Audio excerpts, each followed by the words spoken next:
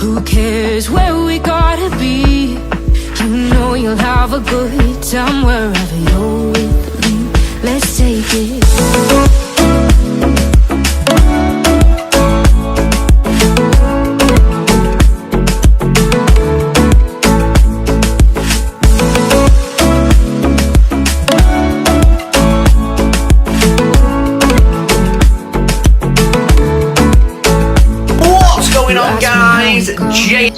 Cause you don't know how. You say we're taking on water, yeah, we're sinking now.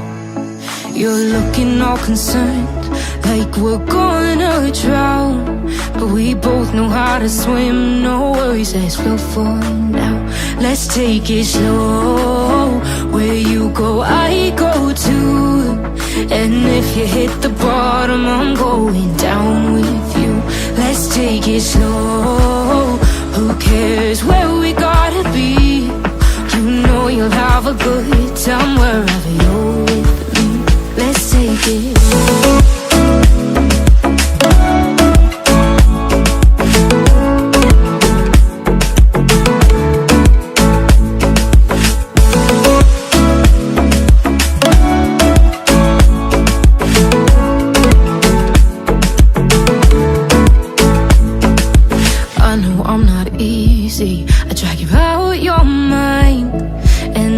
Days I hate you, but baby, you're still mine. And we have the best times, no matter what we do. And even when we don't, there's nobody I'd rather choose. Let's take it slow, where you go I go too. And if you hit the bottom, I'm going down with you. Let's take it.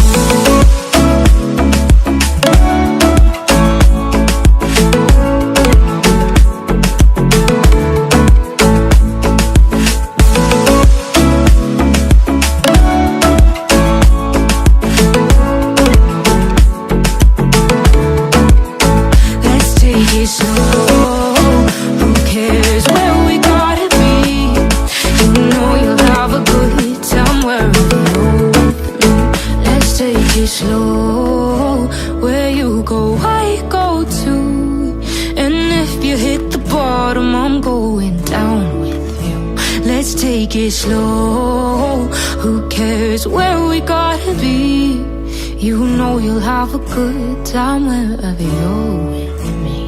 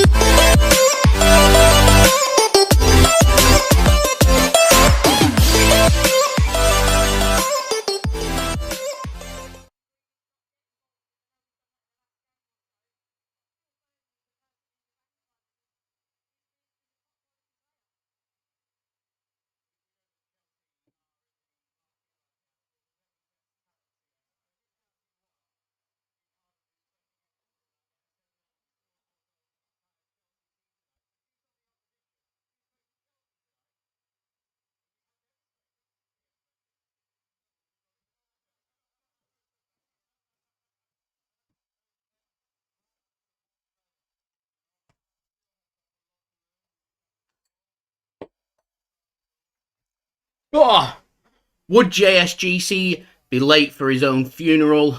The answer is yes.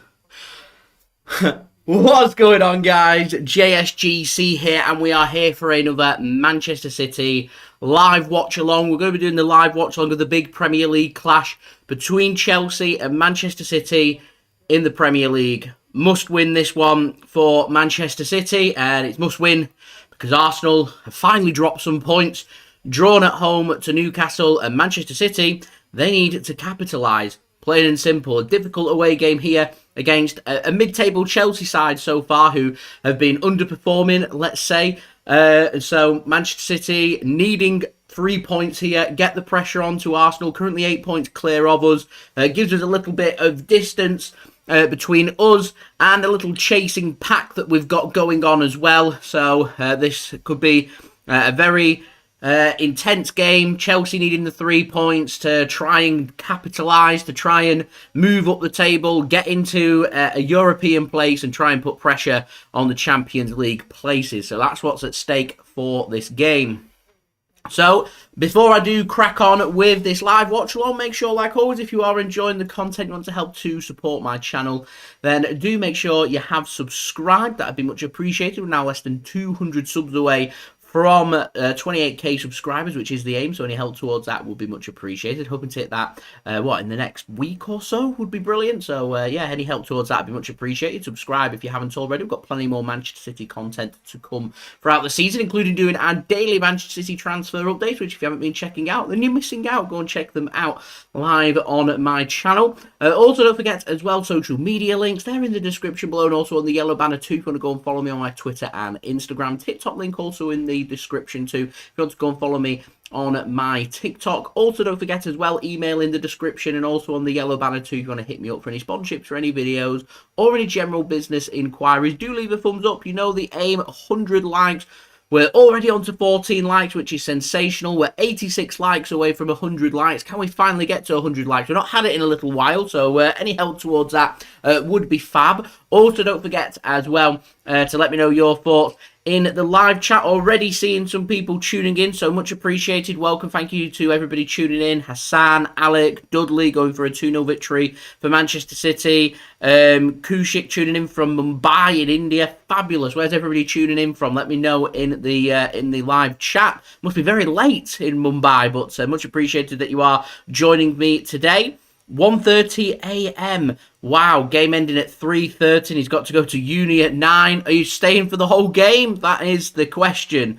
There we go. Mixed, thank you very much for tuning in. Going for a 2-1 victory today for Manchester City. Dad, thanks very much for tuning in as well. Hello, going for a 2-0 victory today for Manchester City. Lee not happy that Bernardo Silva starting. We'll speak more about that in just one moment. And Cafe, thank you very much for tuning in as well. Much appreciated. Last thing I want to do, give a big shout out to today's video sponsor, which is brought to you by OneFootball. OneFootball will be providing all of my pre-match, half-time and full-time analysis for you guys to enjoy. So do go and check out OneFootball's link. That is in the description, also in the live chat. OneFootball will keep you up to date with all the latest football news, transfer news, as well as the latest scores, results, statistics, live league tables, and all of your good footballing needs. Go and check it out. Link is in the description. Anyone that does download OneFootball using my link does help to support the future content created here on my channel. It keeps these live streams and these videos coming for you guys, so I would appreciate any interactions towards that. It's a free app to download, available to everybody worldwide, so do go and check it out. Got my promo video, which I'm going to roll for you guys right now. This video is brought to you by OneFootball. If you want to download the OneFootball app, all you need to do is press the link at the top of my description, which will take you forward to where you can download this app. The OneFootball app is extremely useful if you are a huge football fan just like me. It provides you with the latest footballing news, transfer news, and the latest videos as well. It is one source of information of where I get my transfer news from. It also allows you to see the latest scores with what's happening in the footballing world, if you just click on a game, including any Manchester City game, it will not only bring up the latest team news, but it will also bring up the latest statistics and keep you up to date with everything happening in that game. If you want to download this app, all you need to do is press the link at the top of the description to stay up to date. Merci beaucoup there to One Football for sponsoring today's video. We've got it locked and loaded right here.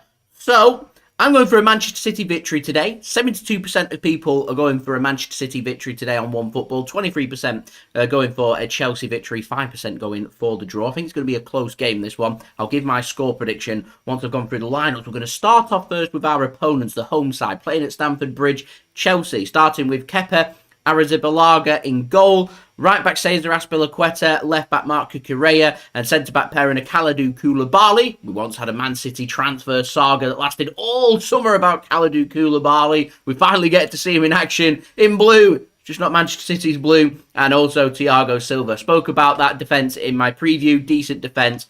Needs some work for City to make their way around it. And I think that defence is going to keep this game pretty tight. In midfield, few changes. Jorginho, he's out. Kovacic, Zakaria, and Pulisic, their midfield. So Mason Mount, Jorginho, on their bikes. Pulisic going through the middle with Kovacic and Zakaria protecting the defence. It looks like it's going to be Hakim Ziyech going on the right wing and Raheem Sterling on the left wing, former Manchester City man. And up top looks like it's going to be Kai Havertz. On the bench for Chelsea today, they've got Trevor Chalobah, Conor Gallagher, Bashir Humphries, Carney Chukwuemeka, Pierre-Emrick Aubameyang, Lewis Hall, Jorginho, Giroud Hutchinson, and also Bettinelli. For Manchester City, your starting lineups today, number 31 in goal, Ederson. City's defence today, I presume we're going to go again with a back three. It's going to be Kyle Walker starting as our right-hand side centre-back. John Stones going through the middle and Nathan Ake on the left-hand side. Cancelo's going to join Rodri in defensive midfield. Further ahead, you're going to have Gundogan on one side, De Bruyne on the other, Bernardo Silva taking the right wing, Phil Foden taking the left wing, and Erling Haaland starting up top for Manchester City. If we choose to go with a back four, it'll be Walker right back, Cancelo left back, and Stones and Ake as our centre-backs. Rodri as our holding midfielder. He'll drop a little bit deeper with Gundogan, De Bruyne, and Bernardo Silva helping out in midfield, and Haaland and Foden. It could be Bernardo on the right wing, Foden on the left wing, and Haaland going up top. We could see Foden going alongside Haaland and Bernardo Silva dropping deeper to make it a four-man midfield. Who knows what Pep Guardiola is going to do? I always feel like you get the best out of Bernardo Silva when he's dropping deeper. And very controversial, has already been picked up on Bernardo Silva. Should he be playing? Lee says, fuming Bernardo Silva is playing after his comments that he made to Record over in Portugal. An interview I imagine was done weeks ago, maybe even months ago, of him speaking about him wanting to leave Manchester City. Ebrima, thanks very much for tuning in. Chris, thanks very much for tuning in from Colorado, USA. Much appreciated. Thank you very much for tuning in. Chris says, Pulisic, not much of a worry whilst he's playing in central midfield. He's completely ineffective in that position. Same for when he's playing for the US national team. So giving a bit of insight there on Christian Pulisic. I do like it. Karashik, I agree. Alvarez should have been started. I'd have had Alvarez on the right-hand side, Foden on the left-hand side, and Haaland through the middle. That would have been my team, but there we go. Tuning in then from Mumbai. We'll always stay up for the City games, but it's very difficult due to the schedule because he's got his exams coming up as well. Best of luck for your exams there and complete dedication. I've got big admiration for all international fans tuning in from City at every ungodly hour from around the world. Maximum respect. Absolute maximum respect. Chris said, fine with Bernardo playing. Use him whilst we've got him. I like that attitude. If he leaves, he leaves. We love him, but it's football. It's how it is. I like that. I do. I like that. FIFA, thanks very much for tuning in. Said can't tune in for too long. It's got stuff going on in real life. Yeah, wishing you all the best. Hope it's nothing serious or anything like that. Yeah, have a good one too. Thank you very much for tuning in. Much appreciated. So we're on to 21 likes already. It means we're only 79 likes away from 100 likes. So any help towards that would be much appreciated. Subscribe as well to my channel if you are new around here. That would be much appreciated. And also don't forget to go and check out today's video sponsor, which is brought to you by One Football. Going to roll my promo video one last time before we have our build up to kick off. This video is brought to you by OneFootball. If you want to download the OneFootball app, all you need to do is press the link at the top of my description, which will take you forward to where you can download this app. The OneFootball app is extremely useful if you are a huge football fan just like me. It provides you with the latest footballing news, transfer news, and the latest videos as well. It is one source of information of where I get my transfer news from. It also allows you to see the latest scores with what's happening in the footballing world. If you just click on a game, including any Manchester City game, it will not only bring up the latest team news, but it will also bring up the latest statistics and keep you up to date with everything happening in that game. If you want to download this app, all you need to do is press the link at the top of the description to stay up to date. So go and check out OneFootball. Links and details there in the description and in the live chat. You can use the QR code on screen if you so wish to. That'll take you to the download page if you're watching on a computer device. Just having a look at Manchester City's bench. OneFootball have got Ruben Dias. He's injured for Manchester City. He's out for another 3 or 4 weeks or so. Aymeric Laporte's not in the squad today, so I presume he's failed his fitness test. So our bench today is Akanji, Palmer, Gomez, Alvarez, Rico Lewis, Ortega-Moreno, Mahrez, Grealish and Phillips. So offensively, we've got options for Jack Grealish, Riyad Mahrez and Julian Alvarez and potentially Sergio Gomez too. Defensive options, Manuel Akanji, Sergio Gomez, Rico Lewis, and then midfield options in Kalvin Phillips and also Cole Palmer. So a decent bench that from Manchester City, but no Aymeric Laporte, which I thought was worthwhile just speaking about. Kashuk, I do not listen to the weekend. And Zaraki, thanks very much for tuning in. Much appreciated. Hope you are well. So I've got a bit of pre-match entertainment for you guys to enjoy. It is my latest transfer update, just to whet the appetite for you guys, giving all the latest on Bernardo Silva, who big news starts today. So do go check that out. We're doing daily Manchester City transfer updates throughout all of the January winter transfer window. So subscribe if you want to stay up to date on YouTube first and fast with all the latest Manchester City transfer news every single day. This is the latest on Bernardo Silva. And whilst it's on my brain, because I seem to be very forgetful these days, I'm going to be heading to the Etihad on Sunday to watch Manchester City take on Chelsea in the FA Cup. So a really good scouting opportunity here. So I'm having a look at both sides, seeing how they're playing and what to expect for that game as well. But anyway, transfer update. Sit back, relax, and we'll be back just before kickoff. What's going on, guys? JSGC here, and we are here for another Manchester City transfer update. I'm rolling out daily Manchester City transfer updates, if you didn't know, throughout all of the January-winter 2023 transfer window. So if you want to stay up to date first and fast with all the latest Manchester City transfer news on YouTube every single day, make sure you've subscribed to my channel. Now less than 150 subscribers away from 28,000 subscribers, so any help towards that would be much appreciated. Social media links, they're in the description below and sliding across at the bottom of the screen if you want to go and follow me on my Twitter and Instagram. Email also in the description below too if you want to hit me up for any sponsorships for any videos or any general business inquiries. Do go and check out my TikTok link as well. That's in the description if you want to go and follow me on there. Let me know your thoughts as well of what you make of these transfers. And finally, do leave a thumbs up as well. That would be much appreciated. We're aiming for 300 likes, so any help towards that would be much appreciated. Now, this video is sponsored and once more brought to you by Manscaped, who are sponsoring every single transfer update rolling throughout all of the January winter transfer window here on the JSGC channel. They're offering a promo code JSGC. Use that at checkout. That'll give you 20% off all products on the Manscaped website. Links and details, they're all in the description. They very kindly sent me the new Lawnmower 4.0, the very latest in electronic razors. It's a fantastic razor to have. I've got my own Lawnmower 4.0. I've had one for just over a year now, and they come highly recommended by me. So go and check that out and go and cop yourself 20% off using code JSGC. So let's crack on then with this video, and we've got one transfer story to speak about. It's game day, so there never is that much transfer news to talk about, but it comes in a huge update on Bernardo Silva. Now, Vichajes, I've butchered it, apologies.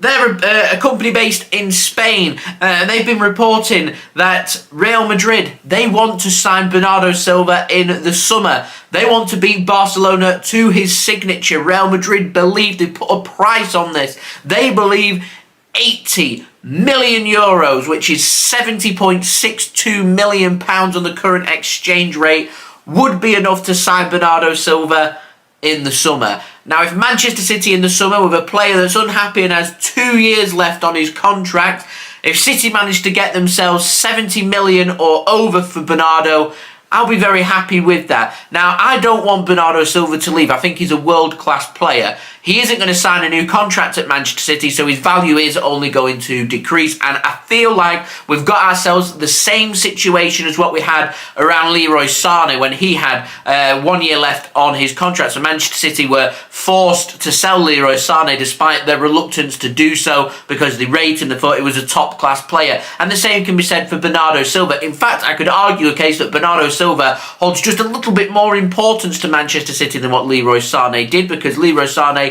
did start to appear on the bench more and more during his final season with Manchester City, and there were rumours of him having a little fallback with Pep Guardiola. However, not heard anything about that with Bernardo Silva. He's always remained professional to Manchester City, but he's made no secret of the fact that, quite frankly, he doesn't like Manchester and he doesn't want to be here. He wants to be where it's sunny, where it's warm, in sunny Spain. Don't we all? We all want to be there, but yeah, he said he's enjoyed his time at Manchester City. He's enjoyed the footballing aspect of it. He finds Manchester a lovely city. He's struggled to adapt due to the weather. He won't be the first. He isn't the first, sorry. He won't be the last either to struggle with adapting to life in Manchester, because culturally it is very different. And also Manchester comes obviously with a big ring of cloud that sits right over Manchester every single day, often raining most days, cold as well in the winter. Winter seems to always last a good 8 months or so as well.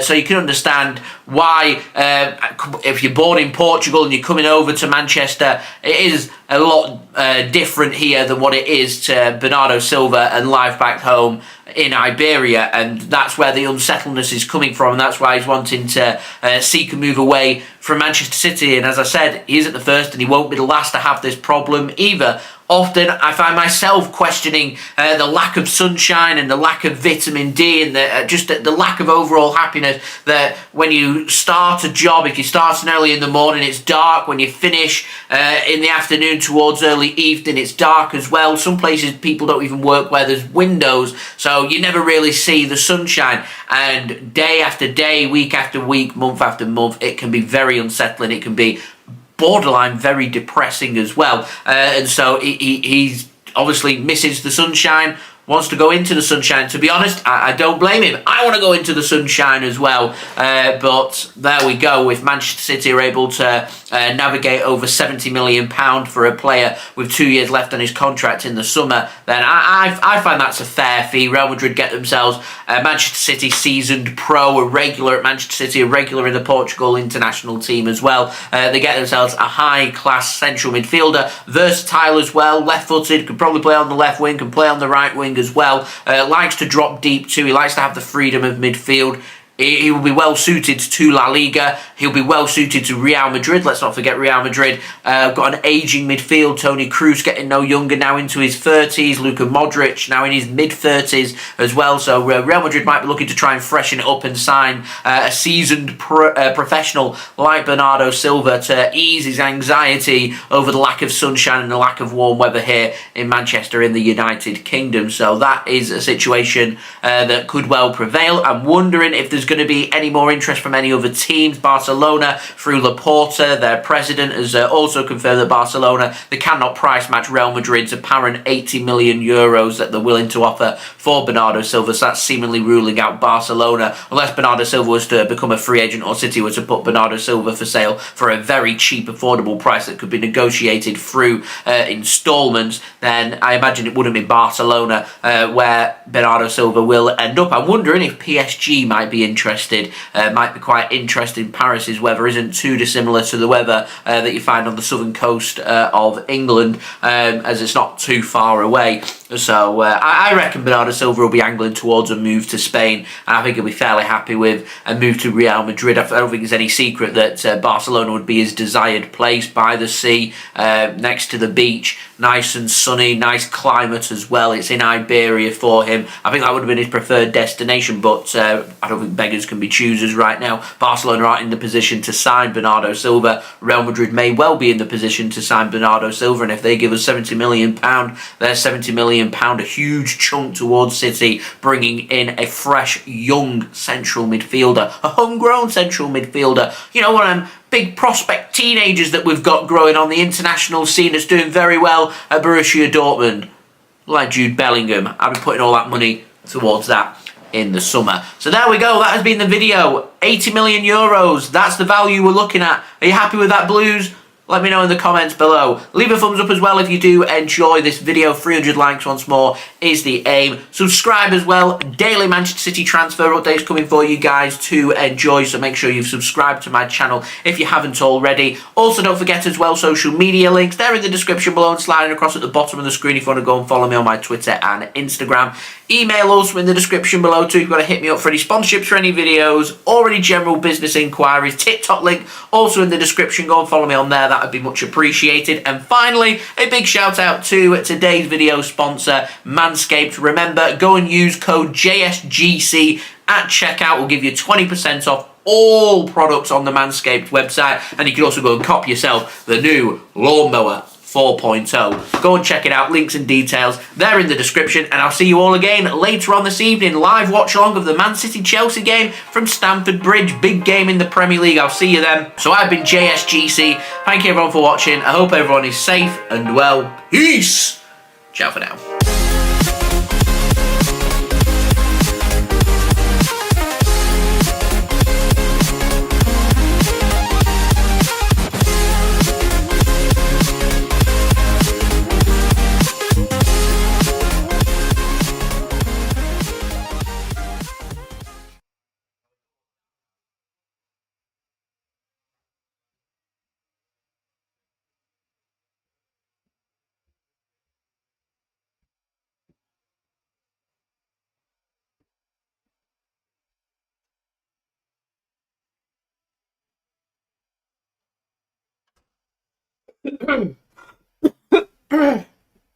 Oh, JSGC. Like I said, I'd be late for my own funeral. Apologies for being late. I'm just getting some scran. And my belly's not going through the live stream. Not what we want. I'm all stuffed. Tuna pasta bake with vegetables. Only 390 calories. It's proper done the job. Lovely jubbly. Lovely jubbly. So Julia, thanks very much for tuning in. Adam, thanks very much for tuning in. I don't know any live streams, unfortunately. Otherwise, I'd try and help you out, but I'm not sure, to be honest. John, thanks very much for tuning in. William, thanks very much for tuning in. Andy, Allison from York, thanks very much for tuning in as well. Much appreciated. And thank you very much, Zaraki. Got, I don't know if I've shown you guys. It's got, can you see it? It's got JSGC17 on the back. Top quality. Got it from using my own discount thingy that I've got with Kit Bag. Picked it up for like 50 quid. Decent stuff. And yeah, I quite like Kit Bag, to be honest. Top quality, in my opinion.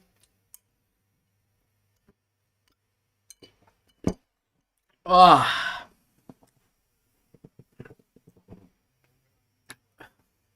the bill getting technical. Technically, I am live streaming. I am live streaming onto YouTube, just not doing the game. So it's the first game of 2023.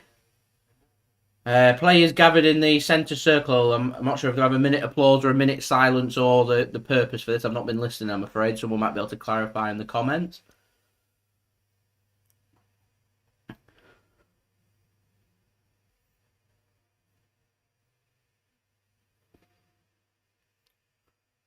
I think it's for Pele.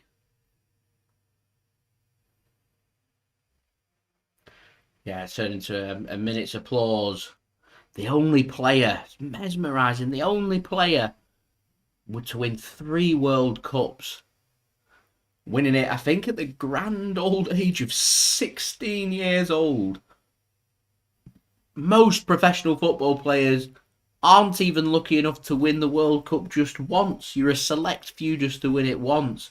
There's very, very few players out there that have done 2 World Cups. So the fact that Pelé stands as the only individual to do 3 World Cups is an outstanding achievement. And he's a massive loss to the football community. Absolute massive loss. And I think it's so important as football starts to modernise and move in different directions that it doesn't forget its history, its past, its heritage. And Pelé's right up there. One of the GOATs. One of the best players to have ever graced the football field. So, sending all the thoughts and condolences of everyone associated with the JSGC channel out to Pelé and his family and friends at their very, very difficult and very sad times. So rest in peace there to Pelé, absolute legend of the game. We do have kickoff here for this game between Chelsea and Manchester City. It's Chelsea getting us underway. They're playing in all navy blue of navy blue shirts, navy blue shorts, a little hoop of navy blue on their white socks as well. Manchester City playing today in their home kit, sky blue shirts, white shorts, sky blue socks.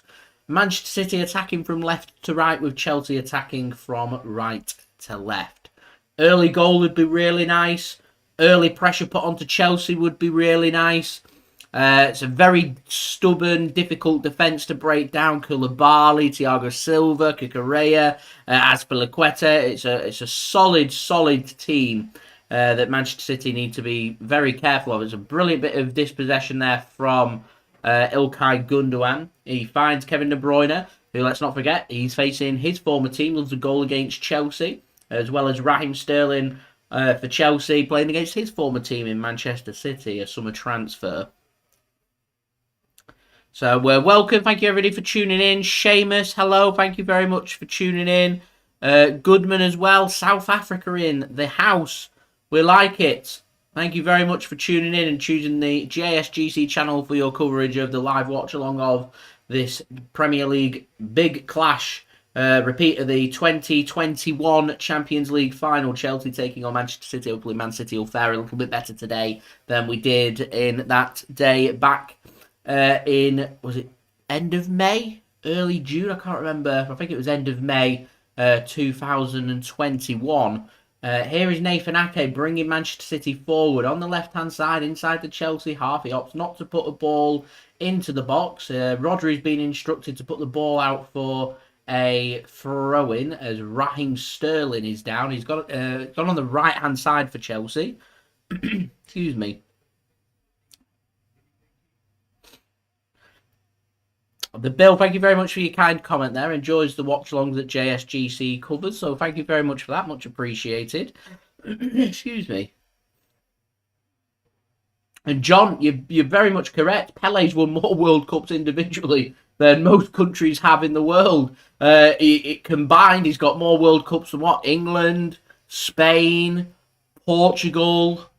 So I think of the big giants that have they've only won 1 World Cup or not delivered at all.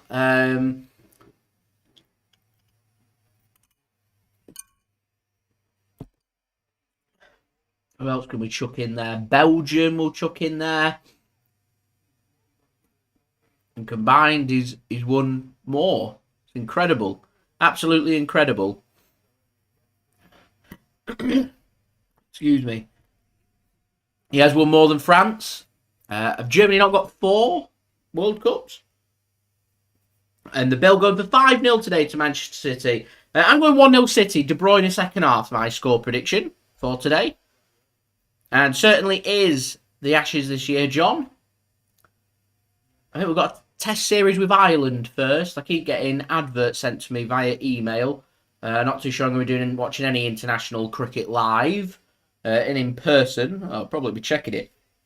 Excuse me, checking it out on the TV coverage though.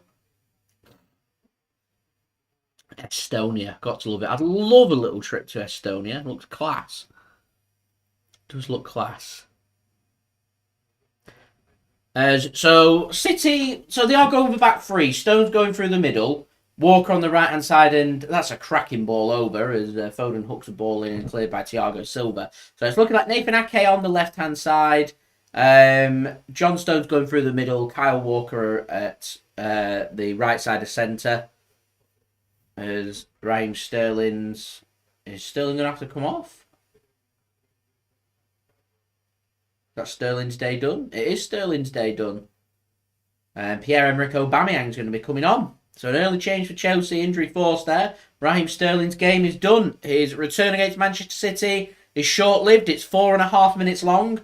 And Raz is going to come off. And Pierre-Emrick Aubameyang is going to come on.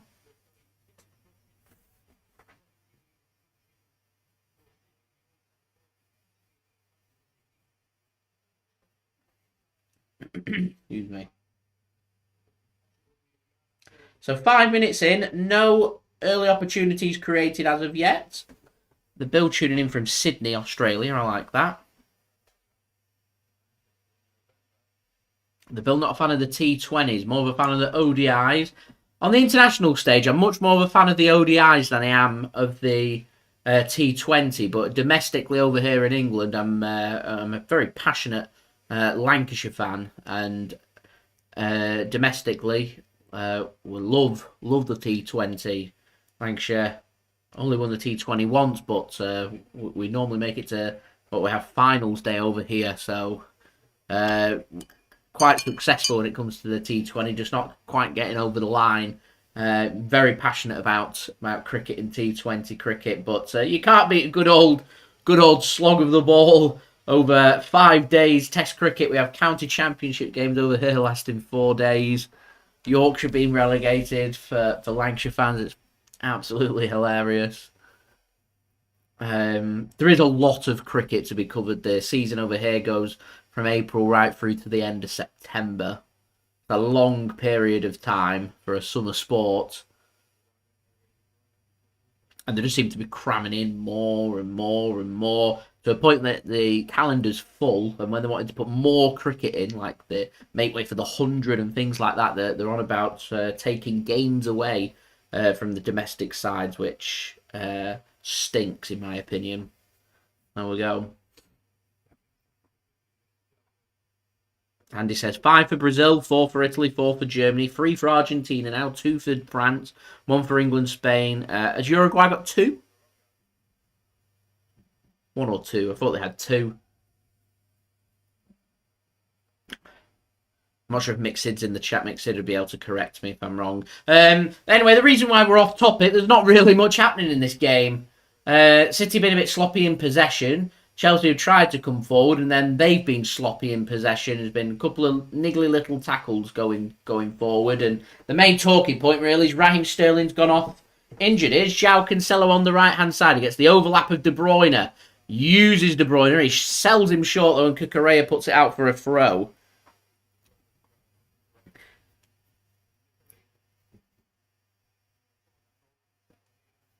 As we're already on to 31 likes, just 69 likes away from 100 likes, so any help towards that would be much appreciated. Don't forget as well to subscribe to my channel if you are new around here.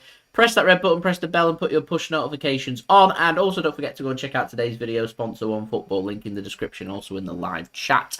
We did just win the T20 World Cup, not knocking it, I'm just saying on a personal level, I think I prefer the ODI to the T20 on the international stage.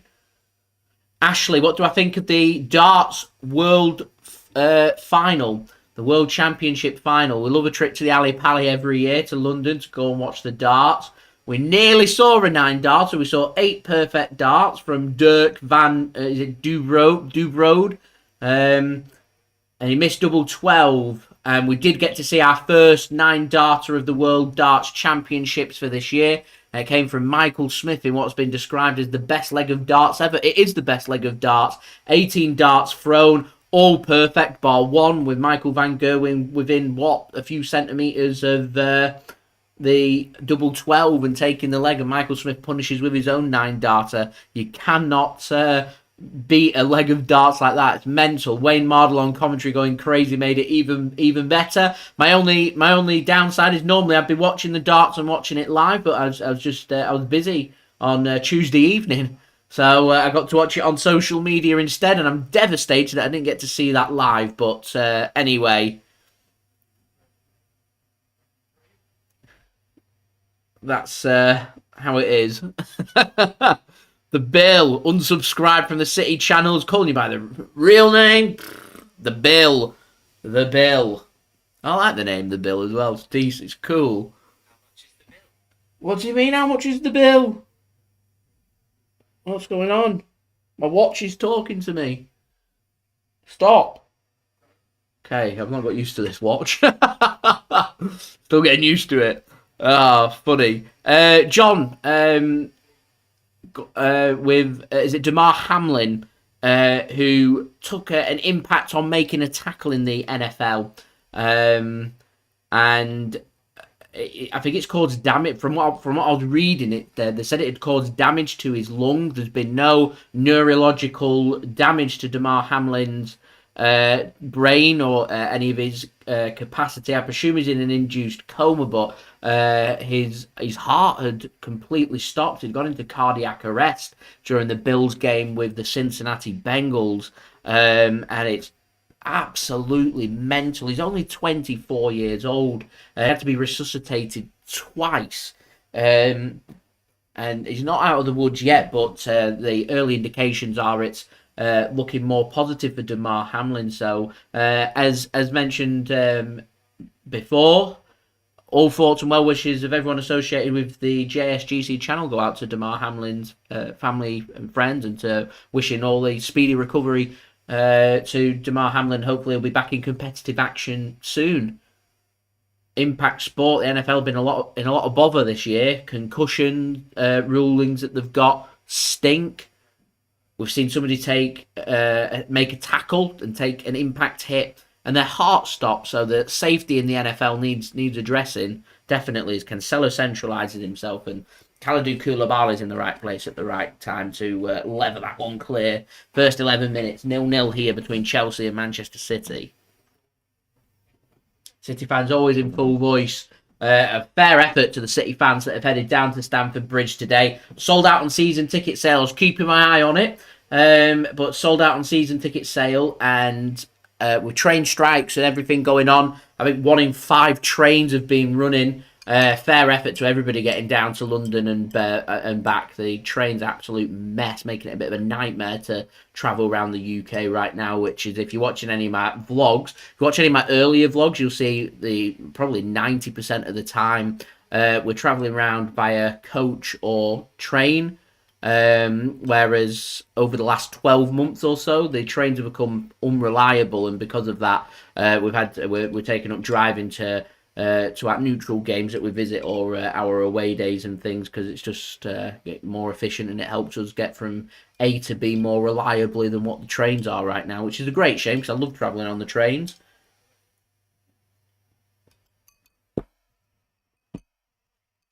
Good bit of pressing. Bernardo Silva put under pressure. I can't really work out City's tactics here.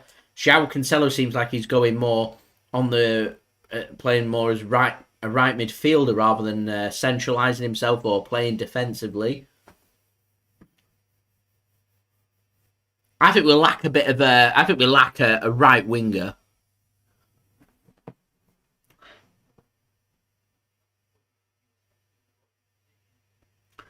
The playoff hunt in the NFL has just started to get very interesting. I was keeping an eye on that Bills-Bengals game, because the Bills are looking for their playoff bye and they become AFC champions, and I presume that Bills-Bengals game won't be, they said it's not going to be replayed this week, so if it's to be replayed, they're going to have to mess around with the schedule, and I'm not sure they're going to do that, so they'll work it on an average, and I think it's a Chiefs win against the Raiders on Saturday means the Bills will be, if the Chiefs win, the Bills will be able to rest players ready for the first week of the playoffs because they won't pick up the bye. Whereas a win over Cincinnati would have put them in first seed. So it had big implications, and the Bengals could also make first seed as well if results went in their favour. So it's had big implications on the AFC playoff scene. My team, Miami Dolphins, seem to have just blown it all away. There's rumours of McDaniels getting sacked as Gundogan squares the ball across and Kepa collects that ball with no problem whatsoever. There was rumours of McDaniels getting sacked, and I'm not sure on my thoughts of it. Coach last year was sacked for similar reasons. I think they went 7-1 in the last 8 games last season, and the Dolphins have lost, is it 5 or 6 games consecutive now, and have gone from 8-3 to 8, and so it's 5 losses in a row, and they're now 8-8, and the best they can hope for is a win against the Jets, who very unlikely they make the playoffs now. So it's between the Patriots and the Dolphins to take the last spot, and the Patriots have got the Bills, and the Bills might not have anything to play for. I think the game's in Buffalo though, so it won't be an easy game for the Pats. And I'm still pretty confident if the Dolphins can beat the Jets that'll be enough to make the playoffs, because I don't think the Pats will beat the Bills, but could be wrong with that, particularly if they make changes. It's all about if they go with quarterback Allen or not. We'll see. So a very tense Sunday early evening over here on the NFL scene, as Chelsea getting up ahead of momentum. First phase of the game sorted through the first 15 minutes. We're yet to see the first shot. Both teams have tried to come forward. The offside flag goes up though against Cesar Azpilcueta, and Manchester City will have a free kick.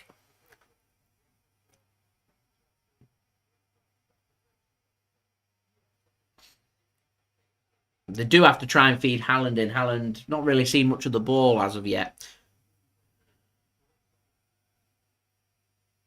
Ederson then spreads the ball to Kyle Walker. Gets his head onto it. Here's Cancelo, and Cucurella presses high. Wins the ball back. Squares it across. Might see the first opportunity of the game. And it's a brilliant block from John Stones. Johnny Stones with a brilliant interception. Corner Chelsea. Potentially stopped a goal there. Cancelo and Walker getting a bit of a mix-up. It's capitalised on by Cucurella. Havertz squares it into Pulisic, and Stones does brilliantly well. That looks like a goal kick to me.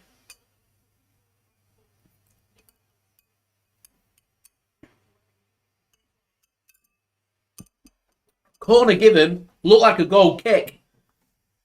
Brilliant interception regardless from Johnny Stones and Cristian Pulisic. Remains 0-0, and still we await the first shot. Corner Chelsea. Aubameyang forward. Thiago Silva, Koulibaly forward as well. Comes in. Cleared by Manchester City. Kevin De Bruyne at the near post. Kovacic goes back to... And it looks like it's hit the head of somebody rather than a hand, and free kick given to Manchester City. So the ball was hooked in by Zakaria.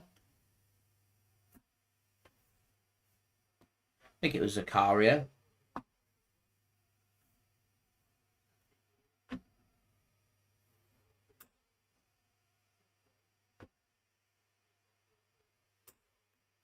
And we've got Pulisic down injured at the mill now.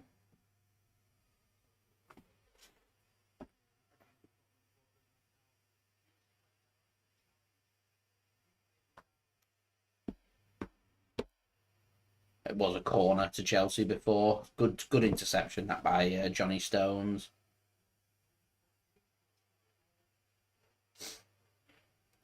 Bernardo knew though, appealing. Thought it was a goal kick.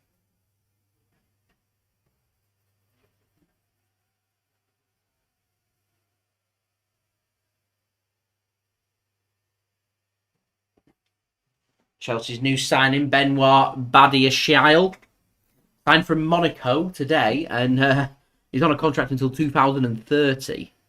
Digest that, 2030. A 7-year deal.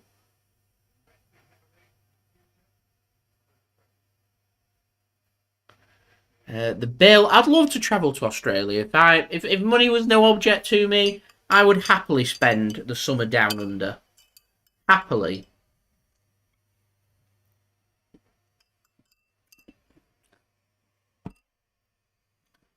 Go and see the Great Barrier Reef, Sydney Opera House.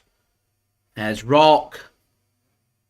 Visit some of the nice cricket grounds, Melbourne Cricket Ground. cross comes in deep from City, and it's not a very good crossing out for a throw-in. Didgeridoo. Go to the Crocodiles in the north. It'll be cracking, yeah. It'll be brill. Take up surfing.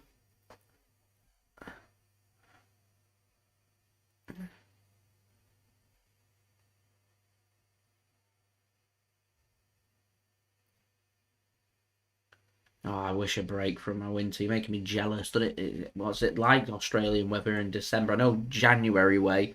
Normally gets around the Australian Open. It's not uncommon to see bushfires and 40 plus degrees. I've not heard any reports actually of hot Australian weather as of yet, so I don't know whether there's things like that happening yet. Aussie rules. It'd be to see the cricket. The Ashes down under would be a dream. Brisbane, Melbourne, Sydney, Perth, Adelaide.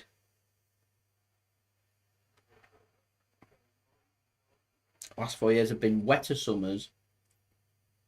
That's a shame. I have a vision in my head when I see Australia during them November, December, January months, of it being sizzling hot and JSGC sizzling in the sun like I'm on a frying pan is how I envision it, whilst being bitten by some kind of spider and a snake. Quite frankly, if it's got teeth, it's in Australia. Erling Haaland's had 0 touches right now. We're 20 minutes in.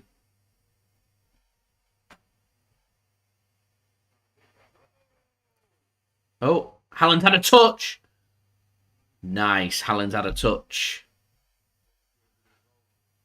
I'm always happy to get to know my followers. One day, we'll get to Sydney. Gundogan plays a ball into De Bruyne.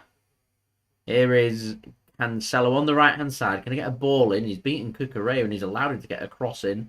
Problem is, it weren't a very good cross. It's too close to keeper Kepa, and Kepa collects that one well in the air. And 21 minutes in, Chelsea again making space. Very limited for Manchester City. City struggling to really get their play involved. I think Koulibaly wants to come off now. Sub 2, I presume, Sydney-based as well. JSGC is very popular in Sydney. So Pulisic has come off and Chukwuemeka has come on. Another injury. 2 injuries. Sterling and Pulisic already come off for Chelsea. And I think Koulibaly's struggling. I genuinely think Koulibaly's struggling.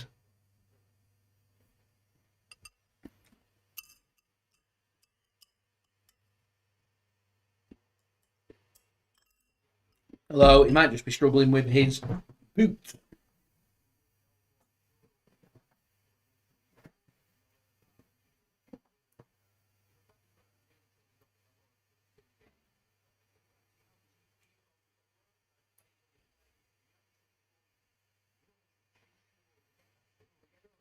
Sub 2, just reading your comment there, taking you out for a beer, mate. Reminds me of the Superbad, if anyone's seen it. The Superbad quote with McLovin, I'm buying you a beer. I don't know why that's come to my head. But it has.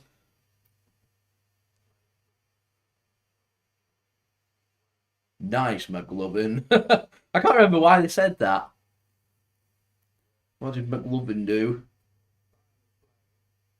I love the drunk guy and he goes, "Did you, McLovin?"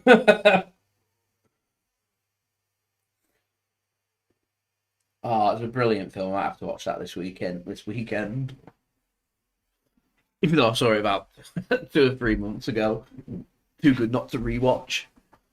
Right, Chelsea coming forward here. And breaking well here it is. Havertz up with Rodri. Squared across and a great tackle from who's sitting there deep, but Bernardo Silva. It's Ball squared across and Ederson gets a hand to it and cleared by Manchester City. Manchester City not doing anything right now, struggling. Chelsea have had a couple of injuries yet, not mustered up any kind of opportunity. They found no way of getting Haaland involved in this game. And I'm not a real fan of this shape that City have got.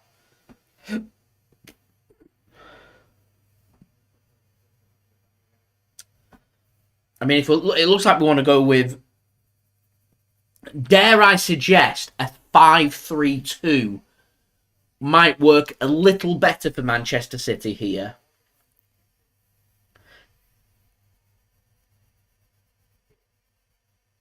It looks like they want Rodri at centre-back, so if that's the case, Stones on one side, Ake on the other, Walker on the right, Cancelo on the left, and have Gundogan, Bernardo and De Bruyne. As given away there, and Foden picks it up. Or Foden use 3 of the 4 mentioned there, and bring Alvarez on to partner Haaland, because if you think back to Man City's Carabao Cup victory over Chelsea in the 3rd round, it was Alvarez that caused all the problems. Yeah, it's Manchester City not creating, not doing anything. It's Chelsea that look more motivated, trying to make something happen. Kyle Walker gets it clear. His arms tucked by his side there, so not a free kick for handball, as we're now on to 39 likes, 61 likes away from 100 likes. So any help towards that would be much appreciated. Subscribe as well if you're new around here. Press that red button, press the bell, and put your push notifications on. And do go and check out today's video sponsor, OneFootball. Link is in the description, also in the live chat. Chelsea on the edge of the Manchester City penalty area here. And here's Zakaria on the edge of the penalty area. Works it to the right-hand side. Azpilcueta. Zakaria once more. Thinks about going for the shot. In the end, Bernardo Silva gets a block in on the attempted cross, and City can clear. As we're now on to 39 likes. Great. We're doing well. And Cancelo goes in strong. De Bruyne picks the ball up. Here's Bernardo Silva just bundled over. And referee says no free kick against Kovacic there. He's just stronger than Bernardo. But I think the referee just letting the game flow there by not giving Chelsea or City a free kick. Both with physical challenges, both not penalised.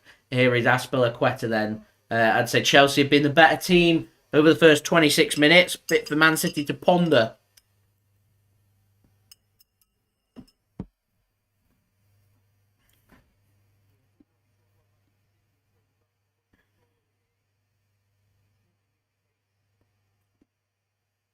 The build, yeah, I can imagine the night games being an ideal time, really, for games to start.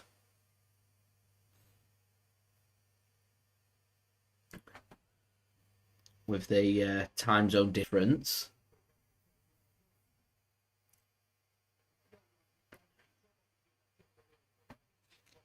Because when we start at 12:30 over here, I suppose that's not so bad on a Saturday. Late night Saturday night games, but the 3 o'clocks and 5:30 kickoffs over here, horrific. So corner here for Chelsea, whipped in, headed clear by Rodri, out towards Ziyech. De Bruyne can't get the ball back. Rodri does well to win that ball back for Manchester City, and he brings down Ziyech, and he's penalised, and free kick given to Chelsea.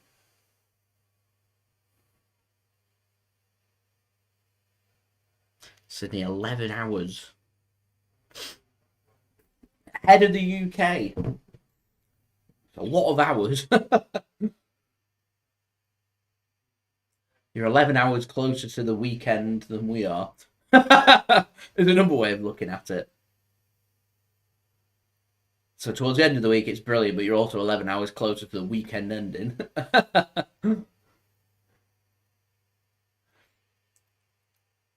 So free kick here for Chelsea. Another chance for them to put something of quality into the box. And if City aren't careful here, we're going to face some problems. It's whipped in, and Haaland this time gets his head onto it. Headed back towards Aubameyang. Kyle Walker takes a touch and gets it clear. Spook, thanks very much for tuning in. Favourite player at Manchester City? Scott Carson. Great personality. Loving life. Gotta be Scotty.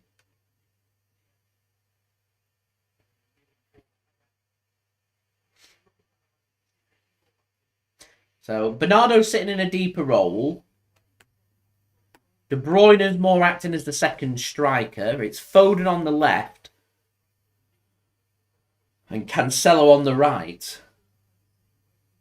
Very odd. Very odd.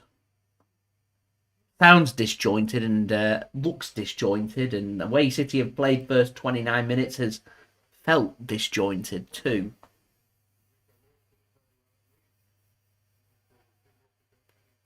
There we go, Bill. I like that. Mind of information. Yeah, we do. We moved from GMT over to British Summertime BST in the end of March. For daylight savings, as you say. And Australia will go back to move it to 9 hours. And then switches back again in October. Andrew, completely agree. No one knows. No one knows what's happening. Half an hour in. Played into space here. Rodri in the penalty area. Time zone knowledge, a good thing to know. My time zone knowledge isn't that brilliant. The only time zones I know really are places that I've travelled to and been to. So a good chunk of Europe and North America. I'm aware of the time zones. That time zone on the Pacific coast in the United States is awful. Never really properly adjusted. And coming back was horrific. There's a lot of backwards passing. It's more that City just struggling for a bit of creativity. And if Chelsea end up scoring first, City are going to struggle to break Chelsea down. So his first goal's very important.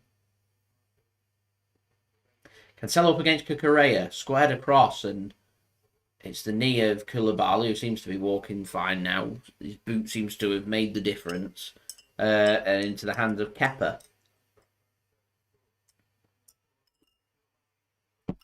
And he grew up in New Zealand. Do you not miss New Zealand? Mixed fascinated by South Africa. I wonder when Mixed would be getting involved in this kind of conversation. This is right up Mixed Street. Right up Mixed Street. Is De Bruyne to Rodri. Walker to Johnny Stones. No real movement. Here's Ake.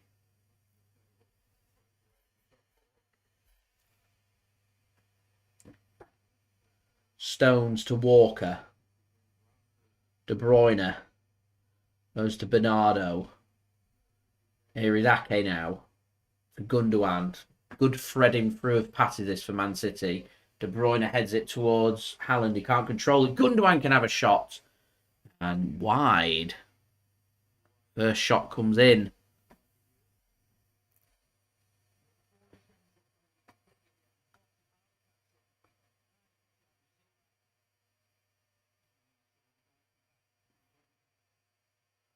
And Man City's first sight on goal. It wasn't really a sight on goal. It was just a sliced hit.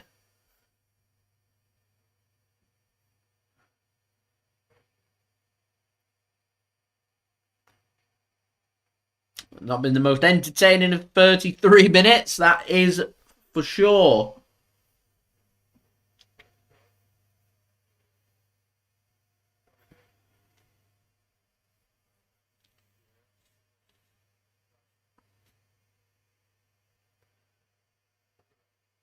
Cucurella, his ball forward deflected and intercepted by City and Kyle Walker. Fouls, was that Havertz? Yeah. German international Kai Havertz brought down and free kick given to Chelsea inside their own half. Not much happening here. That is for definite. And we still await our first real talking points in terms of chances, because The only thing we've had to talk about has been Sterling's injury. He's gone off for Chelsea. And Pulisic's injury. He's gone off for Chelsea as well. So a couple of big losses for Chelsea.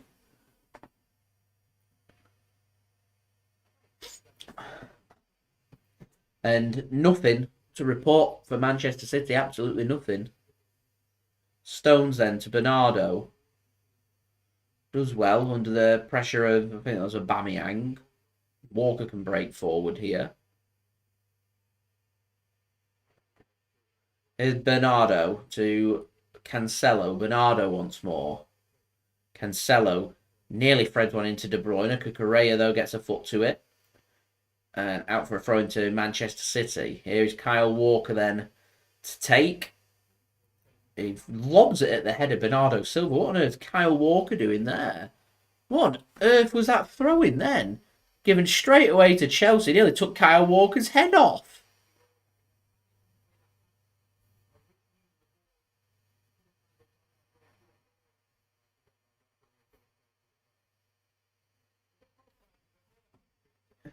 I can't go like Kyle Walker throw. What was he doing?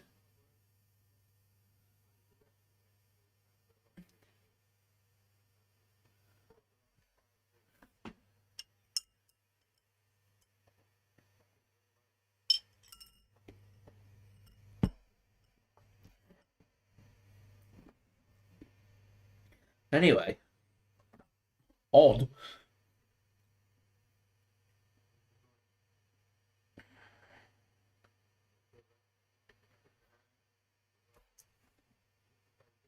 Chelsea coming forward once more. So is Chelsea getting in them better areas? It's Chelsea defending deep, defending well, and getting into good areas. And Man City just having to track back, remain composed, and not really have much creatively. There's good work that from Kovacic to nick the ball off Cancelo after he did well to sell the dummy to Cucurella. Here is Kovacic now, working it backwards to Koulibaly. Kepa must be delighted that he's had no work to do in 36 minutes when facing Manchester City and facing a striker that scored 21 times in the Premier League so far this season. And Erling Haaland barely touched the ball. Here is Gundogan for Manchester City. So we're starting to see a few of the City defenders sitting deep at Gundogan, Bernardo, and as been pointed out in the comments, Rodri was seen slotting in at centre-back as well. He did do that with Spain, correctly pointed out as well.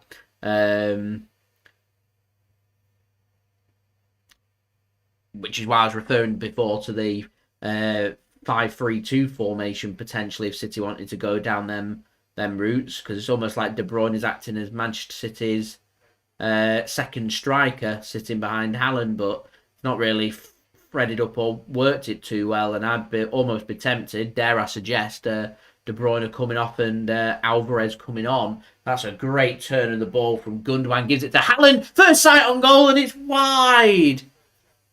Erling Haaland bites his lip. He can't believe it. The first time we finally threaded in Erling Haaland. Takes one touch and balloons it. Does Koulibaly for pace. Goes first time with his left foot.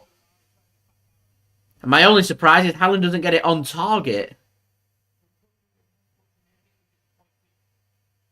I think Erling Haaland, in the form that he's in, will be pretty disappointed he hasn't found the back of the net there.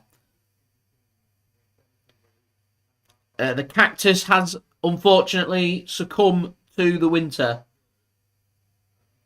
I was put in the green bin and sent to the recycle.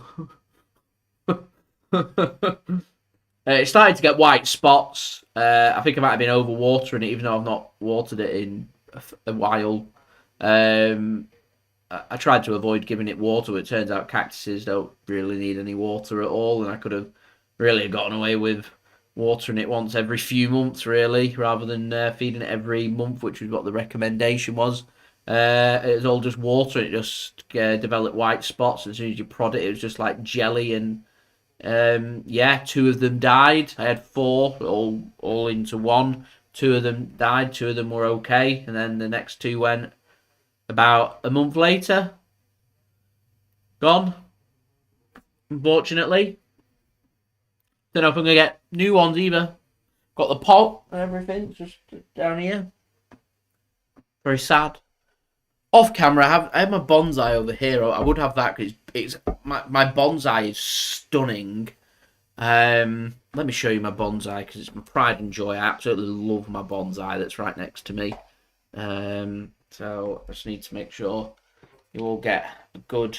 I don't want you to see all the lights, but yeah, the plant I have right next to me. The leaves have got a bit droopy, but they are just drooping. It's because it's winter, so not been giving it as regular as a feed. My camera's not really doing the bonsai justice there. It is a stunning plant. There we go. Absolutely stunning. Love my bonsai. I would have that on display behind me, but it needs the sunlight from the window, and the window's just in front of me, so it needs that. And that's yeah.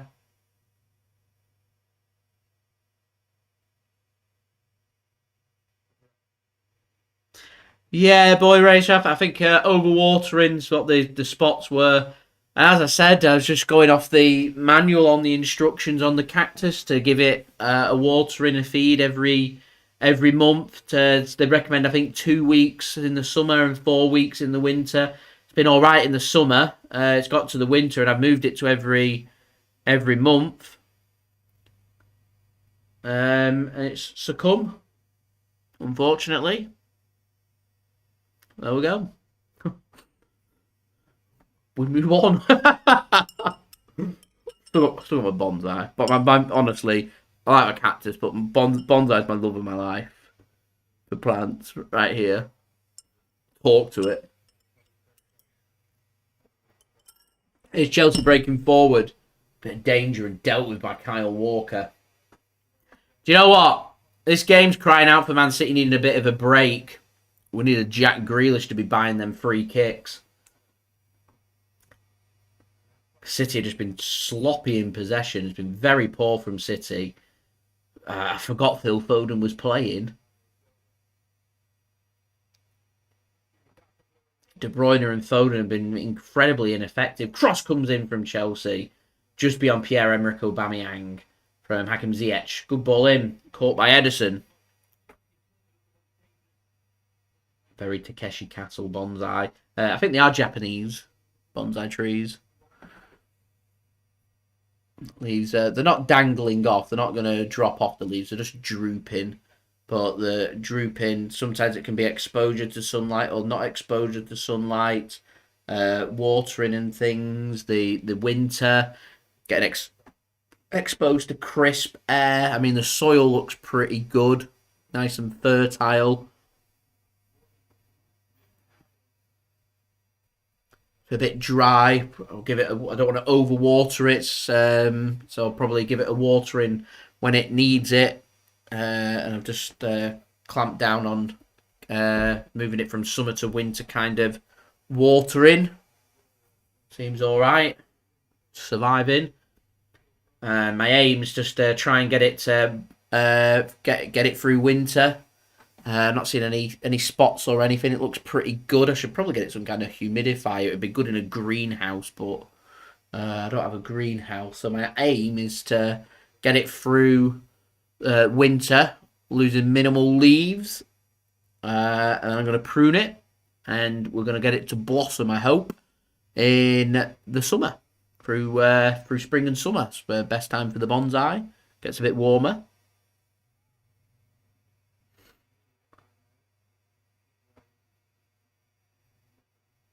Popularity of bonsai has to do a bit with the US Japanese having a bit of a do with each other during the war, bringing bonsai over. Very popular trees. It's growing new leaves as well, so I'm doing something right with it. Which is good. Anyway, here comes Chelsea. Into the penalty area. Shot comes in off the post! Get it clear, John! Oh my god. Here's De Bruyne breaking forward for Manchester City. On your own, Kevin. Oh, good tackle. Gundogan, though, helps out. De Bruyne with a shot caught by Kepa.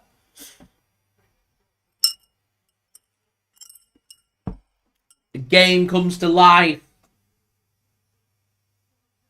It's a deflection off Rodri. Chukwuemeka with a shot.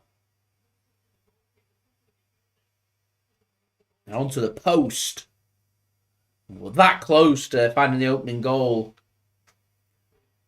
Chukwuemeka. Great name. City needs to be careful. That should be the warning sign for Manchester City. I anticipate this being a close game. That's why I went 1-0 City with a second half goal. And back in City, get in at half time, get the analysis to have a good look at the game, what they need to do, and come out and rectify it in the second half. City just starting to knock this ball around nicely. Here's Foden to Bernardo. Gundogan flicks it to Foden once more. Played to the right-hand side. Cancelo. Could he put his foot through that and had a shot? Maybe. Turns onto his right foot. Shot does come in, and it's a good block from Koulibaly. Here's Rodri to Walker. Game livening up right on half-time as we're heading to added on time in 15 seconds. Here's Cancelo. Gundogan. Cancelo once more. Plays it acutely into Gundogan. Squared across the box. Headed clear by Chelsea. Here's Cucurella to Havertz. Back to Cucurella. We're into added on time. It's given away by Cucurella to Gundogan. Here is Cancelo. He's going to sell Bernardo short with his pass. 2 minutes then have been added on here. And Chelsea can break. And a poor pass out from Kai Havertz finds Kyle Walker. And City can keep their pressure up. Here is De Bruyne now. Receives a pass off. Haaland's shot comes in towards Foden. Takes a deflection. Foden's insistent he's not touched the ball, and I think it's gone against him, and out for a goal kick rather than a corner to Manchester City. De Bruyne are not happy about that. It looked like it had gone, it might be the offside flag's gone up against Foden, because Foden definitely didn't get a nick on that. It should have been a corner. So maybe the offside flag went up. I mean, if they've chosen to give a goal kick, then that's a horrific decision. So, final minute of the first half. I think Chelsea, considering City, last couple of minutes have just started to up the tempo, will be pretty happy just to get it in at half-time, freshen up for 15 minutes, get some extra energy in their legs, and come out for the second half. Chelsea will probably be more of the same. Patient build-up, take your opportunity. They've had that opportunity and hit the post. They'll be hoping for another. A City break forward once more here. Here is Cancelo up against Koulibaly, and a chipped ball in. Goes straight to Kepa. As we're getting some heavy rain here. So if that's picking up on the mic, I do apologise. Very heavy rain, that. And we are 30 seconds away from half-time here. Bit of a waste of a good position, that, from Joao Cancelo.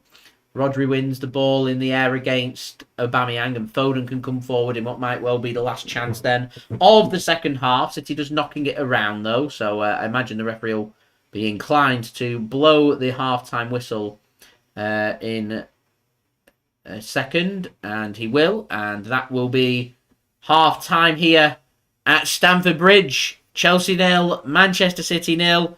Been a bit of a lacklustre first half. Sterling off injured, Pulisic off injured, but it's Chukwuemeka that's come on, that's hit the post for Chelsea. Erling Haaland's gone close for Manchester City, blazing the ball over the top of the crossbar, trying to get it onto his left foot, played in well by Ilkay Gundogan, but City's opportunities have been few and far between.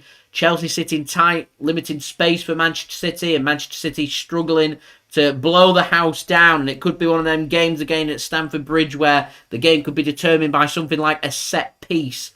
Man City, though, lacking a bit of creativity, looking a little bit disjointed, maybe lucky not to be going in behind here at half-time, but not a classic, not a great game of football by either team, and we await the first goal as we head into half-time. So what we'll do is we'll go through the stats for this game, and once we've gone through the stats for this game, we will go around the grounds for any scores that are happening today. I don't think there's going to be that many. And we do have some half-time entertainment for you guys to enjoy too, as we're now up to 41 likes. Just 9 likes away from being halfway to my goal of 100 likes. We're nearly at 50, so leave a thumbs up if you are watching the video and you haven't left a thumbs up already, that'd be much appreciated. Subscribe as well if you're new around here. Press that red button, press the bell, and put your push notifications on. And do go and check out today's video sponsor, OneFootball. Links in the description and also in the live chat. So let's head on to today's video sponsor, OneFootball. Provided our pre-match build-up to this game, and now going to provide the half-time analysis for this game. Close game, this one. 46% possession for Chelsea, 54% possession for Manchester City. Very close, that. Duels won, 53% for Chelsea, 47% for Manchester City. Aerial duels, City have been pretty good, winning 67% of their aerial duels compared with 33% for Chelsea. 1 offside apiece and 2 corners for Chelsea, none for Manchester City. In terms of attacking stats, 4 shots for Chelsea, 1 on target. 5 shots for Manchester City, 1 on target. Lacking a bit of clinical touch to this game from both sides. Haaland's missed his good opportunity, and Chukwuemeka has missed their good opportunity hitting the post for Chelsea. In terms of defensive stats, 15 tackles for Chelsea at a tackle completion rate of 47%. 7 tackles attempted by Manchester City at a tackle completion rate of 71%. Decent stats that from both teams. 6 clearances for both teams. Chelsea have had more interceptions, 9 compared with 5 for Man City. In terms of distribution, 270 passes for Chelsea at a pass completion rate of 85%. Decent. Wouldn't expect any less from a Graham Potter side, really. 313 passes for Manchester City at a pass completion rate of just below 90%. So I don't think distribution's been too bad. Just been a lack of creativity, the lack of touches, and the lack of making anything happen really in this game is where City have been pretty poor, and I would be looking towards the bench. As I said, Grealish should be coming on just for his ability to buy free kicks, because I think set pieces could be a good outlet into this game, because this is going to be a very close nip and tuck game, I've got a feeling for. So we will see. In terms of crosses, only 5 crosses by Man City. In terms of struggling creatively, we've stopped with this crossing, which is good. 5 crosses attempted, though, by Manchester City at a cross completion rate of 0%. 8 crosses attempted by Chelsea. Their cross completion rate not much better at 12.5%. Hardly a classic. It's not been the most entertaining of games, but there we go. I'm just hoping, as the bill says, that Man City will have enough about them to be able to win by any means necessary. And like I said, I think this is going to be a very close game. It's going to come down to fine margins, a mistake, a set piece, or just being clinical in front of goal and putting that opportunity away when it does arise, which is often the case at Stamford Bridge. And when it is a close game at Stamford Bridge, normally goals come in the second half, which I think is going to be the case. I'm still backing Man City to win this game by 1-0. Now, having a look around the grounds, so obviously 0-0 here. You've got a game in Portugal in the Premier League, Santa Clara 0, Sporting Braga 2. After 37 minutes, more entertaining than this game, that is for sure. Copa del Rey action in Spain. It's finished Gimnastic de Tarragona 1, Osasuna 2, and Ibiza 1, Real Betis 4. Eldense 0, Athletic Bilbao 2 at half-time. You've also had games in Turkey, all full-time scores. Gaziantep 1, Istanbul Başakşehir 1. Adana Demirspor 6, Istanbulspor 0, and Trabzonspor 3, Giresunspor 0.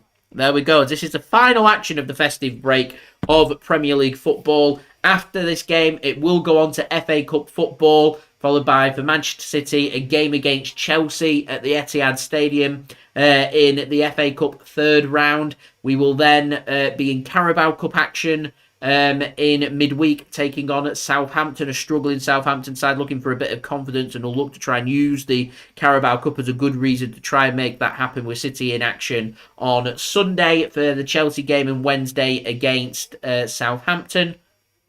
Our next Premier League game comes away against Manchester United, so it's important City start to pick up points, because we've got some difficult Premier League games coming up, including a home match against Spurs in that rearranged fixture from September. So I think City just need to focus here for this second half, limit the opportunities of Chelsea and be clinical in front of goal. As Stuart says, not happy with the tempo, needs to quicken up a little bit. City needs to be slightly sharper. not really been on it. They've been a bit lacklustre. Looked alright against Leeds and then followed that up with lacklustre performance against Everton and a lacklustre performance here so far this evening. So we will see what happens for the second half, which of course I will be with you guys every single step of the way. So we do have some halftime entertainment for you guys to enjoy. It's brought to you by my partner channel Mixid. His link is in the description if you want to go and check him out and like and subscribe over there. That would be much appreciated. This is Mixid bringing you the lemon, gin and tonic. Sit back, relax and enjoy.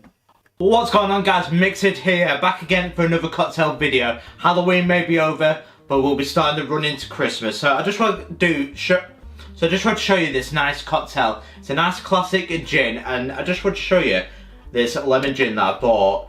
So it only seems right that I make a lemon gin and tonic. So what you want to do, guys, is get your balloon glass and fill it with ice.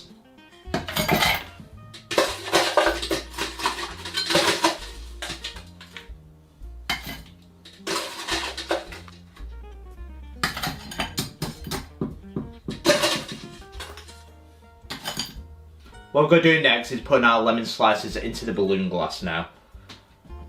So it's fairly simple.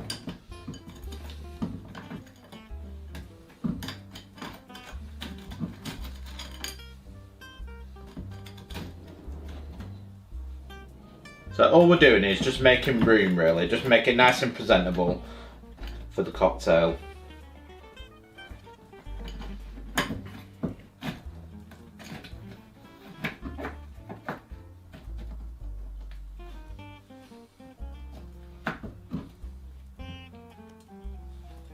So when I make a classic gin tea, guys, I like to put in 60ml of gin. So I will do that again with the Cillian gin. So what I'll be doing is the Cillian lemon gin from Gordon's. It's really nice and I really recommend it.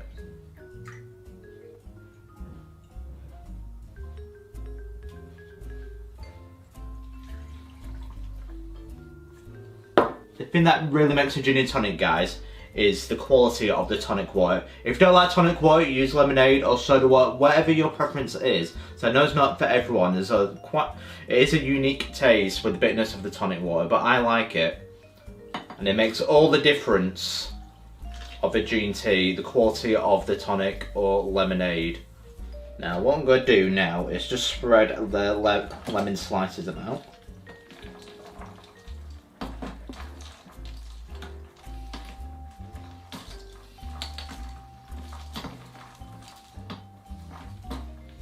There we go. So there it is, your classic lemon gin and tonic. So get a straw and let's taste this bad boy. How does it taste?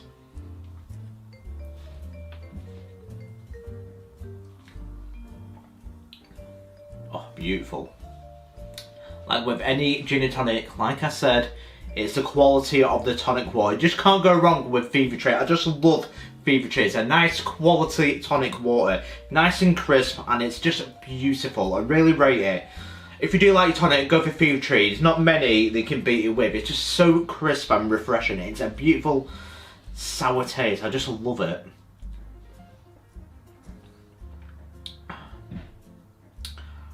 Because there with a nice zesty taste with it, with the lemon gin. It's beautiful. Really, really like it. Absolutely beautiful, that is. I just like the simplicity of the gin tea.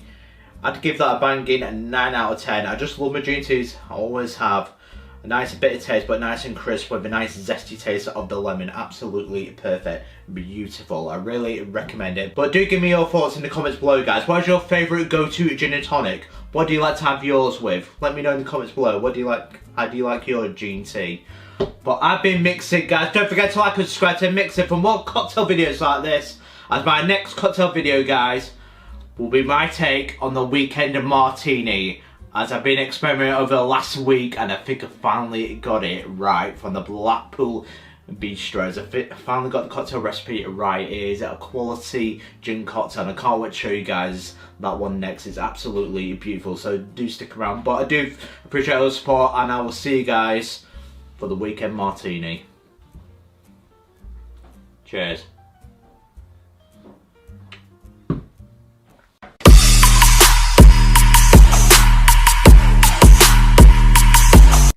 Thank you very much there to Mixid for providing today's halftime entertainment. Go and check him out. Links is in the description. Go and like and subscribe over there. Working hard, plugging along. So yeah, go and check him out. That'd be fabulous. Joins me on some videos sometimes as well. So there we go. Go. So we are just waiting for the second half to start. So good time for me to tell you what's coming up on the JSGC channel over the next 3 or 4 weeks or so. So we'll be back at the weekend. We've got a vlog for the Manchester City home match against Chelsea, following on from our vlog against Everton. If I remember, because my memory's terrible, hoping to do a 1-minute vlog of the match at the Etihad and our experience over on my TikTok. So don't forget to go and check that out and follow me on there. That would be fabulous. Then in midweek, we've got a match against Southampton, which is taking place on Wednesday. So we'll be back for that game. We'll be doing a live watch-along of that game for you guys to look forward to. It's a knockout match over 90 minutes. The winner will progress to the semi-final of the League Cup. Manchester City already knocked out Chelsea and Liverpool at home in the Carabao Cup. So it's our first away match in the Carabao Cup of the season. We follow that match then with the Manchester Derby. We, of course, will be doing a live watch-along of that game at Old Trafford for you guys to enjoy as well. So you've got that to look forward to. Then we've got a match against Tottenham Hotspur coming up, taking place on a Thursday evening, where I'll be doing another live... I'm not going to be doing a live watch. I'm going to be doing a vlog of that game. That's 3 consecutive Man City games that I'm going to, which is cray-cray. There we go. So we'll be having another vlog out for you guys to enjoy for that game. And we'll be back for the match against Wolves for another live watch-along on the 22nd, on the Sunday the 22nd, against Wolverhampton Wanderers. And should Manchester City progress to the 4th round of the FA Cup, if we knock out Chelsea, then we will be in action on the weekend of the 28th or 29th. Should Man City, Chelsea go to a replay, it will be taking place on either the 17th, 18th or 19th of January. And it does mean our match with Tottenham Hotspur will be postponed. So if City or Tottenham go to a replay, then our home match will be postponed. Just something to keep an eye on. There we go. Sophie, thanks very much for tuning in, saying there's a reason Arsenal stick with the same 11. And that's not down to squad rotation. They haven't really got the option, so they've just got a good strong 11 that they stick with, as Man City making a couple of subs here. Fresh legs coming on. Akanji's the first, and he comes on for Joao Cancelo, and Rico Lewis is also coming on for Manchester City. He comes on for Kyle Walker. So Joao Cancelo, Kyle Walker. I don't know whether that's due to fitness, and that's why they've not been starting games, but they've got 45 minutes under their belt. And taken off already. I don't think it is injury related though.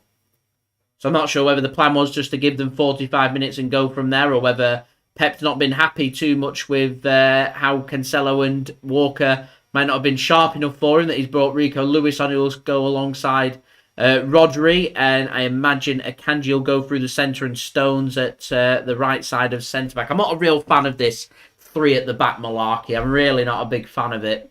But Pep's sticking with it, and we'll see if it works in the second half. Maybe with a pace of Pulisic and Sterling no longer available to Chelsea. Maybe they feel more confident with putting Stones out there on the right-hand side. Shows big confidence in Rico Lewis, though. It really does. Craig, thanks very much for tuning in. Had Walker yellow card. Don't worry, in my bet, mate, I had both Cancelo and Walker. Chucking me points away. I have Thiago Silva. In fact, how am I getting on with that? Because I had Thiago Silva on the bench. I've been umming and ahhing about making changes and everything. I had to make changes. It's just frustrating all round. I'm going to get on to BetMate now, and I'm going to see Walker and Cancelo pick me up no points. And they picked up 3 points. And yeah, I had Azpilcueta actually on the bench. He's got 2 points for me at the mo. De Bruyne's not done much. Ederson's got me 2 points. Yeah, not been great. Currently in 124th. Not great, but we will see. We will see. Here is Bernardo then on the right-hand side into the penalty area. Was playing in a very deep central role in the first half. Maybe they're going to use him more out wide. We'll see. Here's De Bruyne. Thought about putting the ball across, but didn't.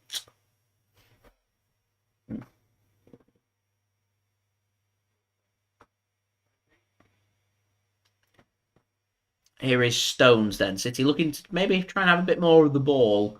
Maybe not too happy with the possession stats being 47 and 53% in City's favour. Looking to have more of the ball and try and dominate that way. But a heavy touch there from De Bruyne gives the ball away. Chukwuemeka gets tackled and Rodri nearly came away with the ball. Help of Gundogan will help Man City get that ball back though. And then poorly given away. Anyway guys, 55 likes away from 100 likes. So leave a thumbs up, that'd be much appreciated. Subscribe as well if you're new around here. Press that red button, press the bell and put your push notifications on. And do go and check out today's video, sponsor OneFootball. Link in the description, also in the live chat. So Haaland's just had a flash shot wide. I think it's taken a deflection because City have got a corner here. Our first corner of the game. Silas, thanks very much for tuning in. Oh, sorry, it was given as a goal kick, not a corner. Apologies. And throw-in given to Chelsea as well, much to Rico Lewis's frustrations there. Felt like that was a throw-in to Manchester City.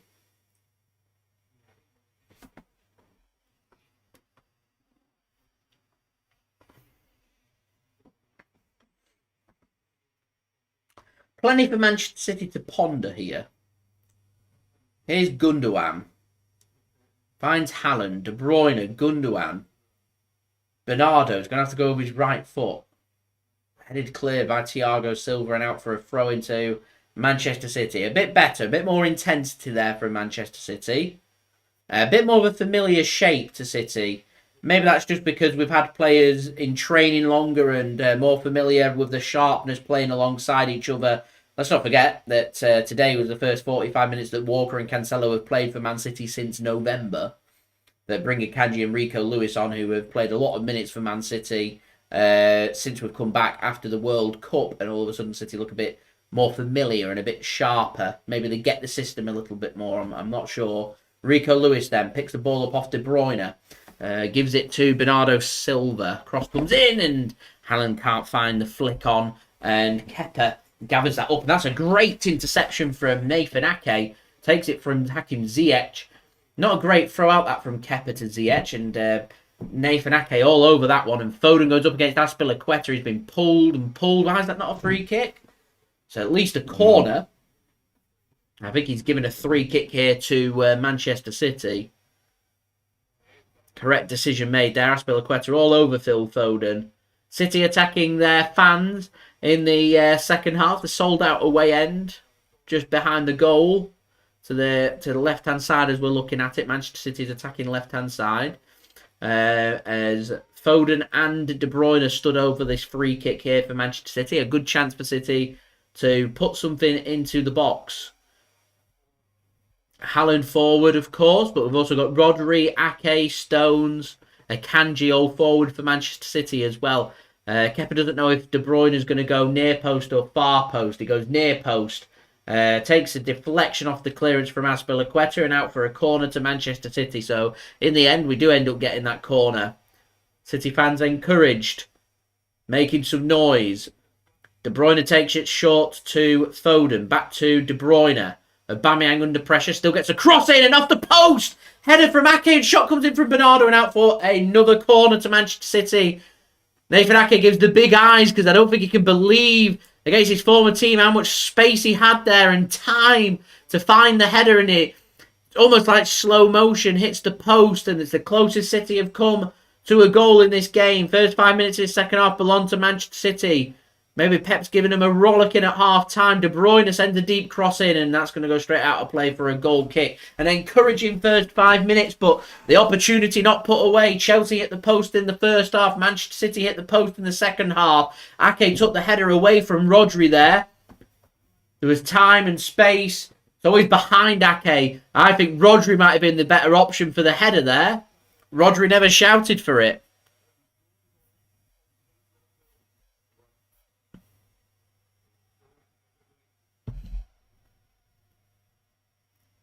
Here's Cucurella then. To Koulibaly. Back to Cucurella. It's given away. Here's De Bruyne. Shot comes in. Great save from Kepa. He tells Thiago Silva you've got time, and he tries to put it out for a throw-in. And in fact, Chelsea work well and keep this in play, and they have a bit of possession. Given away, Chelsea messing around with it. They've been put under pressure from the press of De Bruyne, Bernardo, and Rico Lewis. In the end, Chelsea forced into sending it long, and Akanji deals with it calmly, and Gundogan can get Manchester City going here. Does well to keep hold of the ball, eventually bundled over. The referee says no foul. And Chelsea can have the ball. Here is Denis Zakaria now, centralising himself. Works it to the right-hand side. Here's Hakim Ziyech. Can't beat Akanji, though. And Akanji will come away with the ball for Manchester City. Foden goes down, and free kick given against Cesar Azpilcueta. I wonder how long it is before we see the likes of Alvarez and Grealish, is the question.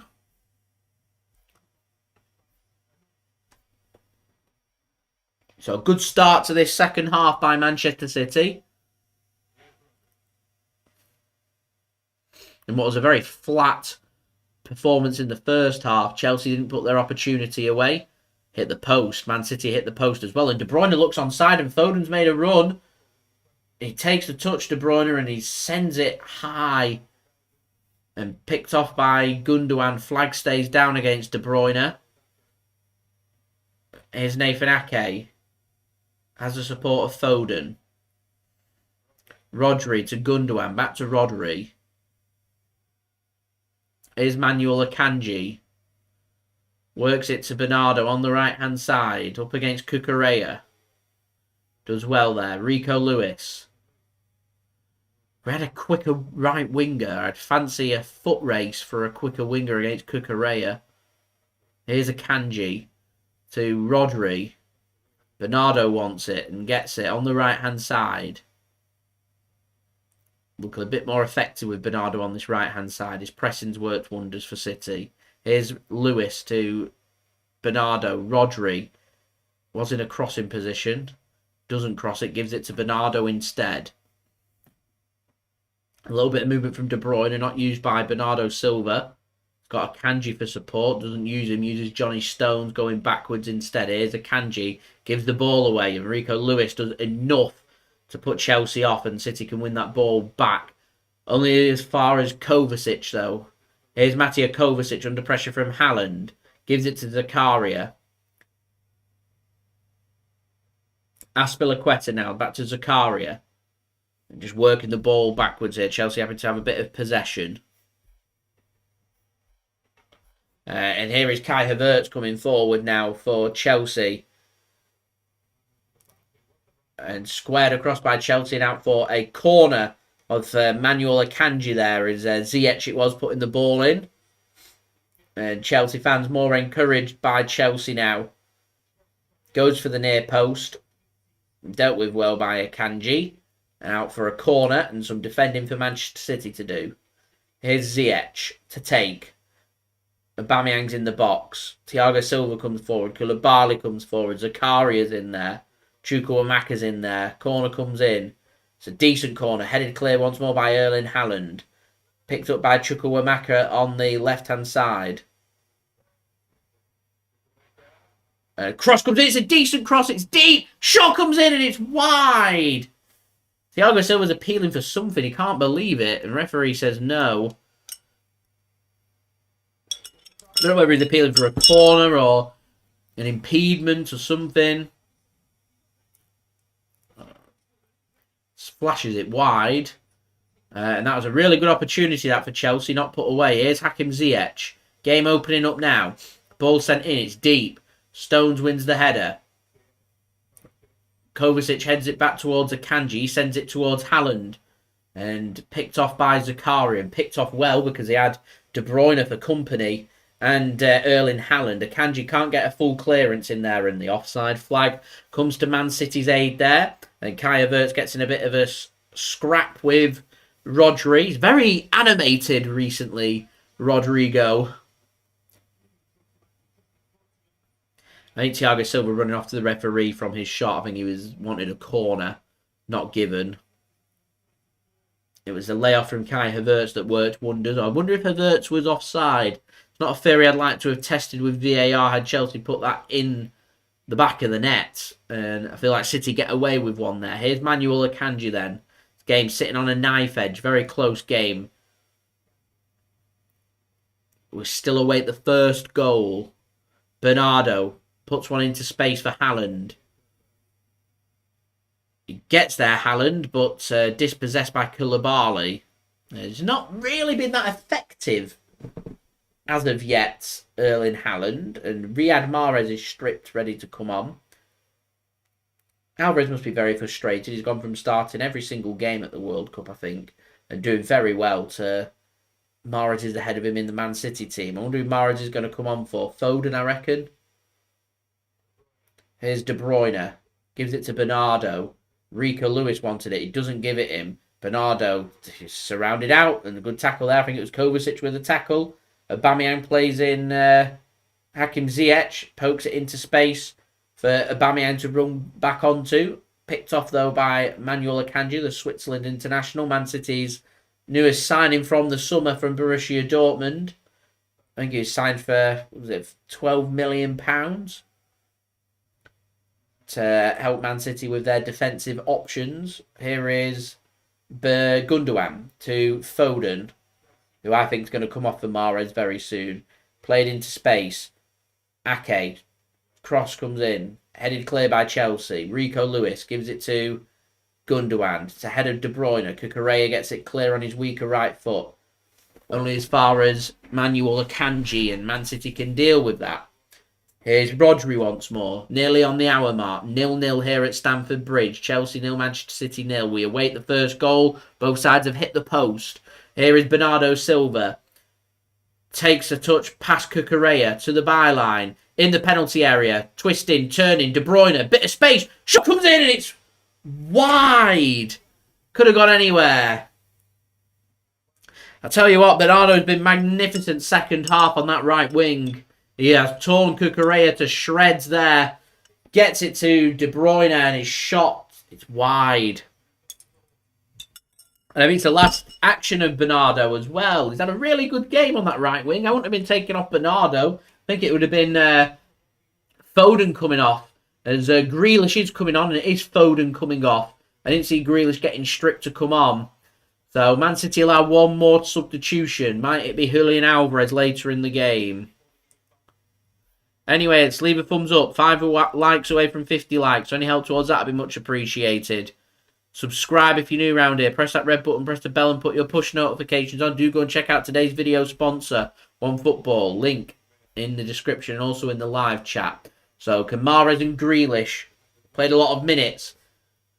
Their sharpness, can they have an impact on this game? All change for Manchester City on the right and left wing. Is it our Algerian king? And the guy from from Bend It Like Beckham. Keira Knightley from Bend It Like Beckham. Can they make the difference? Ake to Rodri. Gundogan. Haaland's fuming that Rodri didn't even look up to play him in for a pass there. He just automatically went backwards. Classic Rodri. Love them completed passes. I don't associate playmaking and threading neat balls through. That's a good ball. Grealish. Nice. Touch isn't there. And Chelsea can clear. Ederson's racing off his line. And there's a coming together between Akanji, Ederson and Havertz. Ederson in no man's land. If that had gone wrong, Havertz would have been in for an open net. Just about dealt with. Gundogan tries to thread a ball into Haaland. Intercepted. De Bruyne gets it back. Here is Gundogan. And his pass is inaccurate. This is an open game of football. This could go any way whatsoever. It's been a much, much more entertaining second half than it has first. Here's De Bruyne now. Inside the Chelsea half. Jack Grealish into the penalty area. Overlap of De Bruyne. Used. Squared across. And cleared. Koulibaly in the right place at the right time. Ake's got a good foot race with Aubameyang. Wins the foot race. De Bruyne back to Nathan Ake. Man City continuing the press. Using the fresh legs to continue this. Trying to get that all-important first goal. The breakthrough of this game at Stamford Bridge. 62 minutes in. Chelsea 0, Manchester City 0. Here is Jack Grealish. To Kevin De Bruyne. Great pass into space. And good defending. Denny Zakaria. Really good defending.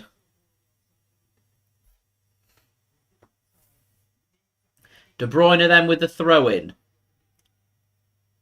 Gives it to Manuel Akanji. Here's John Stones. To Rodri. John Stones once more. Gives it to Gundogan. Stonesy once more. Mahrez. It's got Rico Lewis for support. He's past Cucurella in the penalty area. Shows good feet and tackled in the end by Kalidou Koulibaly. I've been impressed with Koulibaly. But good. Maybe Man City missed a trick not making a move for him. Wink, wink. The Koulibaly saga. De Laurentiis. I don't miss reporting on that. Anyway, here's Mahrez. To Lewis. Slightly beyond him, but finds Gundogan. Here's De Bruyne. Gives it to Grealish. First time. Squares it across back post. Oh, it's the Algerian king. Riyad Mahrez. It's left by keeper Kepa. I don't know why. But it's an assist for Jack Grealish and a goal for Riyad Mahrez. It's the two substitutes that combine to give Manchester City the opening goal here at Stamford Bridge. And Manchester City find that all-important first goal. And it's the Algerian king, Riyad Mahrez, with the goal for Manchester City. Brilliant work, that. A combination of City's two substitutions. Out wide, Grealish and Mahrez. A brilliant assist that for Jack Grealish. I said go first time. It's played so delicately to the back post. I don't get why Kepa leaves it. Does he not read the danger? Perfectly onside, Mahrez. Great ball. Cucurella can't pick up Mahrez. He's half a yard ahead of him. Perfectly onside. It's such a good ball from Jack Grealish. That's what does it there for the tap-in for Mahrez. It's so good by Jack Grealish. I think Kepa can get to that. I think Kepa can make the interception. And City find the opening goal. And Manchester City lead by 1-0. The all-important first goal. Now, what we need to do, what we didn't do against Everton, keep going. This has been an entertaining, attacking game of football. Chelsea are happy to go pound for pound. Yeah, we risk conceding an equaliser. But it's worth the risk to get that killer second goal because Man City, quite frankly, aren't capable of shutting up shop.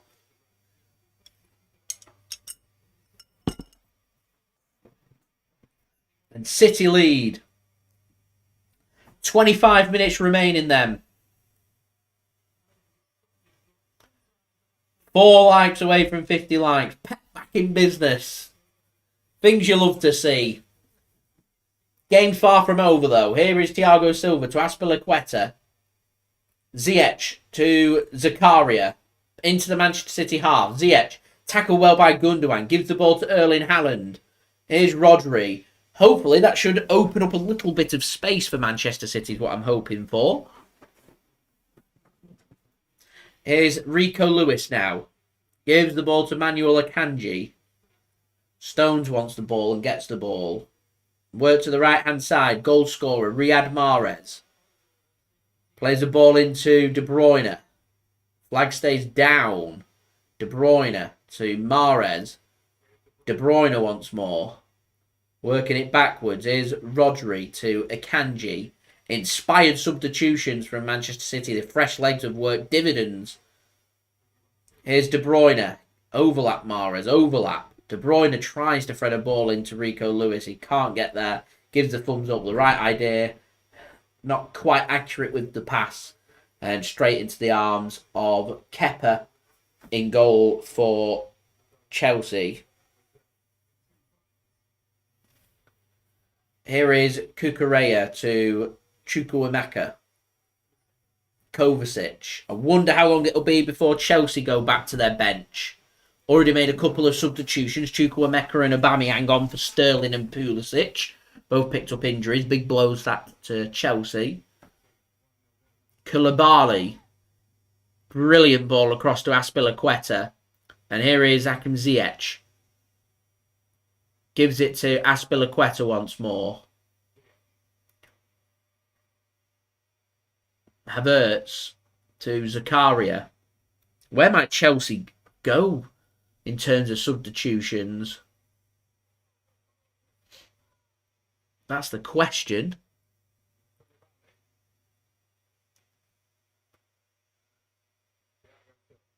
Anyway, here's Thiago Silva to Azpilcueta. As the live table is, if City can hold on, this would be a massive 3 points. It gives a little bit of distance between us and the top four. I don't like looking over my shoulder, but I am looking over my shoulder as the final 3 substitutions are being made here by Chelsea. Aubameyang, the sub, is being subbed. Ouch. And Hutchinson is coming on for Chelsea. Cucurella is another coming off. And Lewis Hall's coming on. Looking for fresh legs from the young players here. And Hakim Ziyech is the final substitution for Chelsea, coming off. And Conor Gallagher is coming on.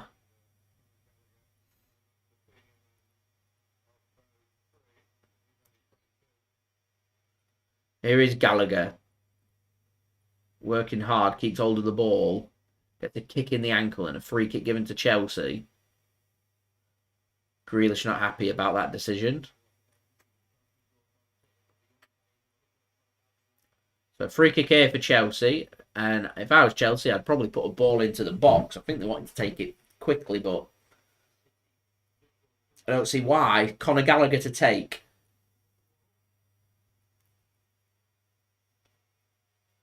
Hutchinson forward. Young Jamaican forward. Conor Gallagher then whips a ball in. Headed clear by Manchester City. Only as far as Mateo Kovacic. Azpilcueta can pick the ball up. Here's Gallagher once more. Pass isn't very good, and a combination of Mahrez and Haaland means City can intercept, and Ederson sends it long. It's not a very good ball forward by Ederson, but it does allow Manchester City to push forward and push the players forward and push that line forward too. Chelsea can build from the back.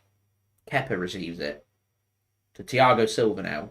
Kovacic drops a shoulder on Haaland. Does well, but given away. And then poor pass from Manchester City after it looked like they had bodies forward there. Means Chelsea can come away with the ball instead. And here is Hall. Clattered into by Rodri. Kovacic can keep hold of the ball. Got a fine mixture of young players and experience. Thiago Silva goes to Hutchinson. Here's Zakaria. Ball gets played forward by Kovacic. They wanted handball then, not given, and Man City can come away with the ball. Stones moves it to De Bruyne. Rodri. Mahrez now. Goes down, wants a free kick. I don't think he's going to get one, but Rodri can help win the ball back for City. Here's Rico Lewis now. Gives it to John Stones. Man City just moving it at a walking pace because they know 20 minutes to go in this game. They've got that first important goal. Chelsea have made the subs. Maybe Man City are confident they can keep hold of this slender 1-goal lead. Dangerous game to play in. As I've said, defence isn't Man City's forte. I think Man City's best chance of a clean sheet here is doubling their lead and killing the Chelsea momentum. Here is Hutchinson. Gives it to Kovacic. Did open up for him. Can't find a shot. Havertz now to Hall. Back to Kovacic. He's put under pressure from De Bruyne, and Kovacic can't find Thiago Silva in space, so he goes down the left-hand side, finds Hall instead. Koulibaly now to Kovacic. Now works it to the right-hand side. Does find Azpilcueta this time. Here is Conor Gallagher to Azpilcueta once more. Played into space, and Akanji does well against Hutchinson. He's frustrated. His touch sends it out for a goal kick to Manchester City. Good defending that from Manuel Akanji. Remains 1-0 Manchester City here. As we do pass 50 likes, brilliant. We're now 49 likes away from 100 likes, so going to make a push towards that. That will be absolutely brilliant. Subscribe as well if you're new around here. And also don't forget to go and check out today's video sponsor, OneFootball. Links and details in the description, also in the live chat. Andrew, hello. Thanks for tuning in. Much appreciated. Feel like Man City are 1 goal away from cementing 3 points here. But whilst it remains 1-0, Chelsea are not out of this.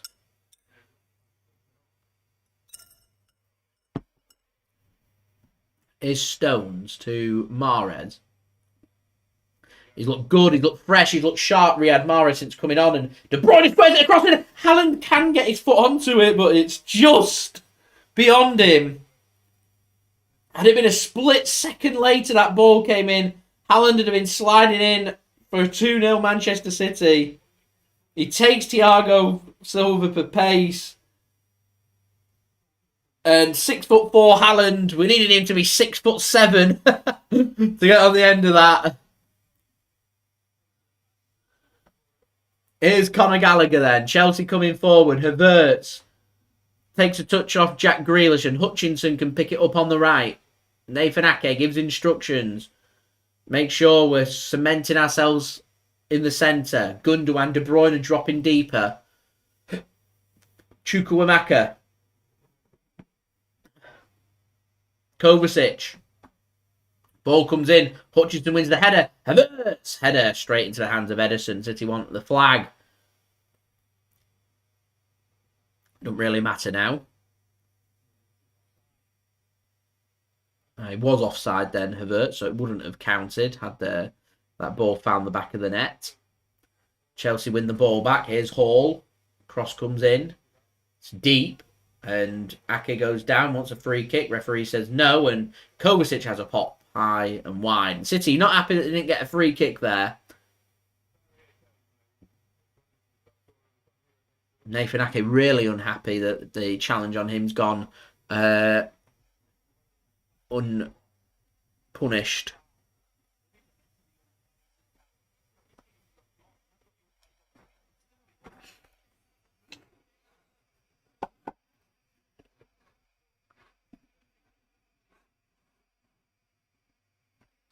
There we go. We've actually got the camera angle sorted.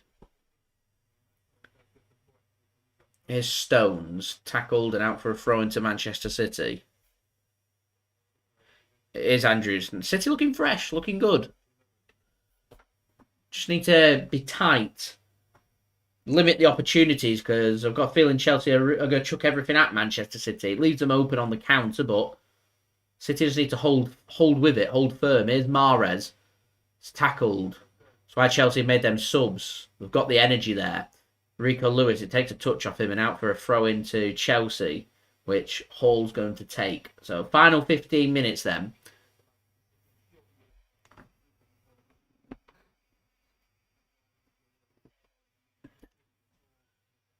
Jack Grealish challenging Azpilcueta.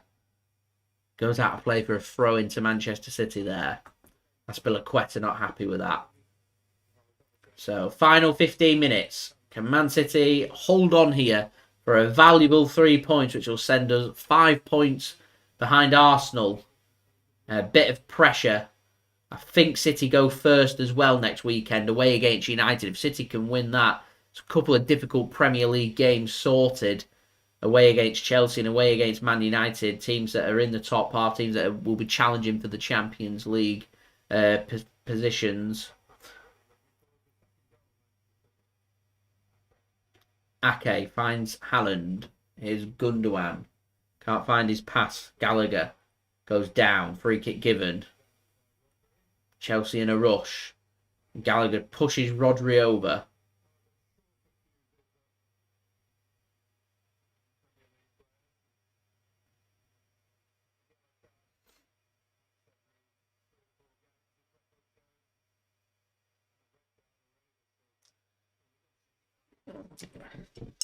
Gundogan getting a word from the referee. I don't really understand why Gallagher's been allowed to get away with pushing, but there we go. The referee's not even had a word with him.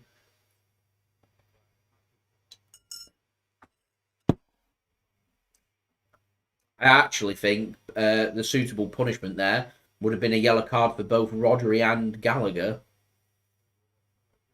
But there we go. Akanji then, under pressure from Gallagher. Advantage played to Manchester City. I think City want the free kick. Referee says advantage, no free kick.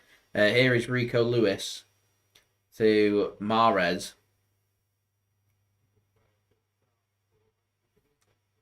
Stones.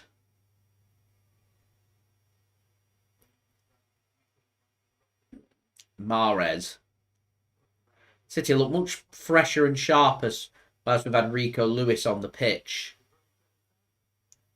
So, big up to Rico Lewis and how well he's doing.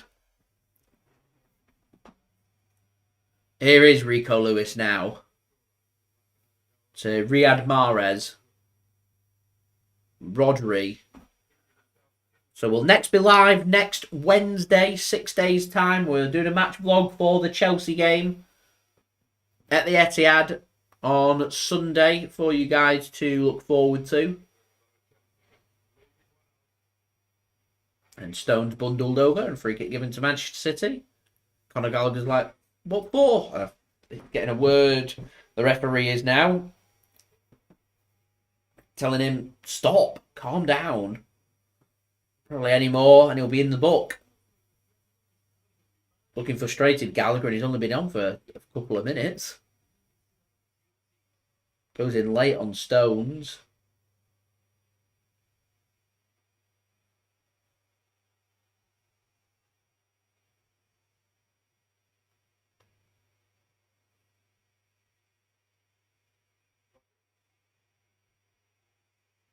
Here's Manuel Akanji then, bringing the ball forward for Manchester City. Works it to the right-hand side. Mahrez takes a good touch. De Bruyne, Mahrez. Help of Rico Lewis. Finds De Bruyne. Squared across and dealt with well by Thiago Silva. Koulibaly can't get it fully clear. Chukwuemeka's out there helping out. Hall's going to miss out to Rico Lewis. He's bundled over. No free kick given to Manchester City, and Chelsea can eventually get it clear through Koulibaly. Levers it downfield. John Stones under pressure. Can't win the header, but eventually does take the touch. And Conor Gallagher puts the pressure on and keeps that ball in. And John Stones wins. And Gallagher takes down John Stones. And why is that not a free kick? I don't understand. Anyway, good chasing and pressing that from Chelsea and Manchester City and keeping the ball alive. Chelsea getting a bit of momentum. They're excited. The fans are getting behind them. Here's Hutchinson. There's an overlap of Azpilcueta. Cross comes in. It's deep. It's too deep and out of play for a goal kick to Manchester City. So we're going to enter into the final 10 minutes here. Chelsea 0, Manchester City 1.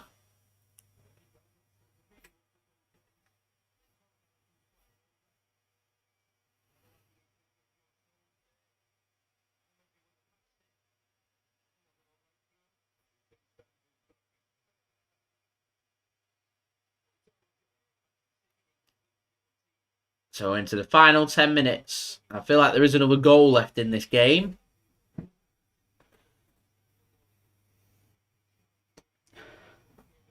Ederson sends the goal kick long. And often you see Man City levering the ball clear towards Haaland's head. He wins the header and De Bruyne picks up the ball. Long ball Man City. Mahrez puts the ball into the box. It's low. Picked off by Thiago Silva. He's looking for Erling Haaland, and Gundogan does well to dispossess Kovacic, but a free kick given against Gundogan there. I don't think there was much wrong with that challenge, to be honest. As we're into the final 9 minutes now, there's a second ball on the pitch. Eventually knocked away. Play can resume. Koulibaly and Thiago Silva combining with a 1-2. Here's Hall, receives the ball off Koulibaly. Koulibaly has the ball once more. And here is Kepa to Thiago Silva. Zakaria under pressure from Grealish. Does really well there, Zakaria, to come out with the ball. And played well into space. And Wasn't the best of passes from Kovacic over to Hall, and Hall can't keep it in play as he looked to get Chelsea attacking down the left-hand side. And out for a throw into Manchester City. Should have been a better pass that from Kovacic, really. It wasn't a complicated pass. He's having a bit of a moan about it. Hall didn't do anything wrong there. It's just a poor pass. Speaking of poor passes, not the best of balls from John Stones to Nathan Ake. Nathan Ake has to take a touch and nearly given away. And in the end, Jack Grealish can pick this ball up, and he's got options, and his option is too heavy. He looked for Haaland, and Kepa's going to keep the ball in to avoid time wasting. 82nd minute then. 8 minutes remaining. 1-0. Manchester City lead here at Stamford Bridge. Big 8 minutes of the season remaining for Manchester City. Here is Mateo Kovacic with the ball inside the Chelsea half to Thiago Silva. Zakaria gives it to Koulibaly in space. Man City holding firm. It's not exactly like Chelsea are peppering Manchester City's goal right now, but as we saw against Everton, Chelsea do have that quality. They're a top Premier League team. Give them a sniff of the goal, and one chance, one goal. Only takes a second. I'm sure City will be wary of that. Long ball sent forward to Gallagher. Wins the ball. And Akanji brings Gallagher down. No? Is the referee not giving a free kick?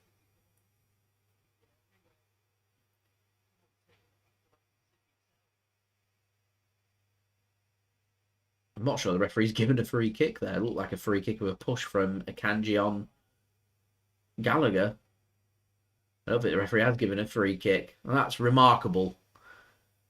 Rico Lewis with a throw in then. Headed further on by Haaland. Hooked clear by Rodri. Kepa takes a touch. De Bruyne applying the pressure to Kepa. Kepa sends it long to Havertz. John Stones wins the header and out of play for a throw into Chelsea. All to take. Kovacic now inside the Manchester City half, working it backwards. Koulibaly to Thiago Silva. Kalidou Koulibaly once more to Kovacic. Under pressure, received from Chukwuemeka.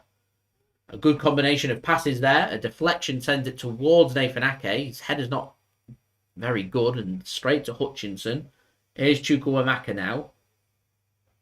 Man City just starting to look a little bit tired. Good opportunity for City to use that fifth and final sub. I'd be tempted to maybe get some fresh legs in the middle. Kalvin Phillips or somebody would be my pick. Cole Palmer potentially, just to give a bit fresh legs in the middle. Chelsea look a little bit fresher right now, as Man City twisted much sooner than Chelsea. I imagine City's backs will be up against the wall for the next 5 minutes, plus whatever's to be added on. Pass comes forward. Rodri concedes the foul on Kai Havertz. Just a bit late with his kick. And Rodri's got a bit of cramp now. A bit of time wasting from Manchester City. We're at an important part of our season, so we're having to time waste. A bit of cramp. Or maybe Rodri's just been through the paces. Cole Palmer did have his bib on and was warming up. He's going to put his coat back on. He's not coming on because he's going to be Kalvin Phillips. Man City's fifth and final substitution, and the final substitution of this game, unless we do have a concussion injury between now and full time. Kalvin Phillips receives instructions from Pep Guardiola, and we're going to get some minutes of Kalvin Phillips to get excited about. We've not seen many minutes of Kalvin Phillips, and Rodri is going to be the player that makes way. And I said City needing a bit of fresh legs in the middle. It's going to be Rodri that comes off, and it's going to be Kalvin Phillips that comes on for Manchester City.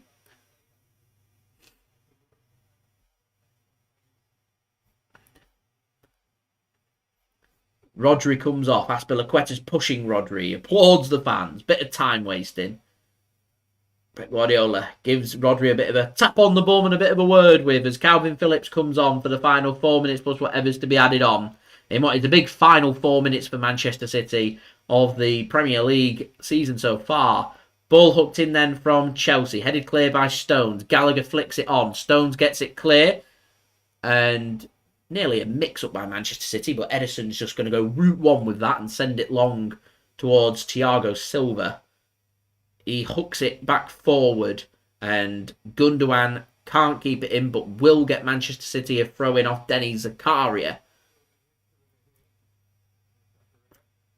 Nathan Ake to take the throw-in for Manchester City.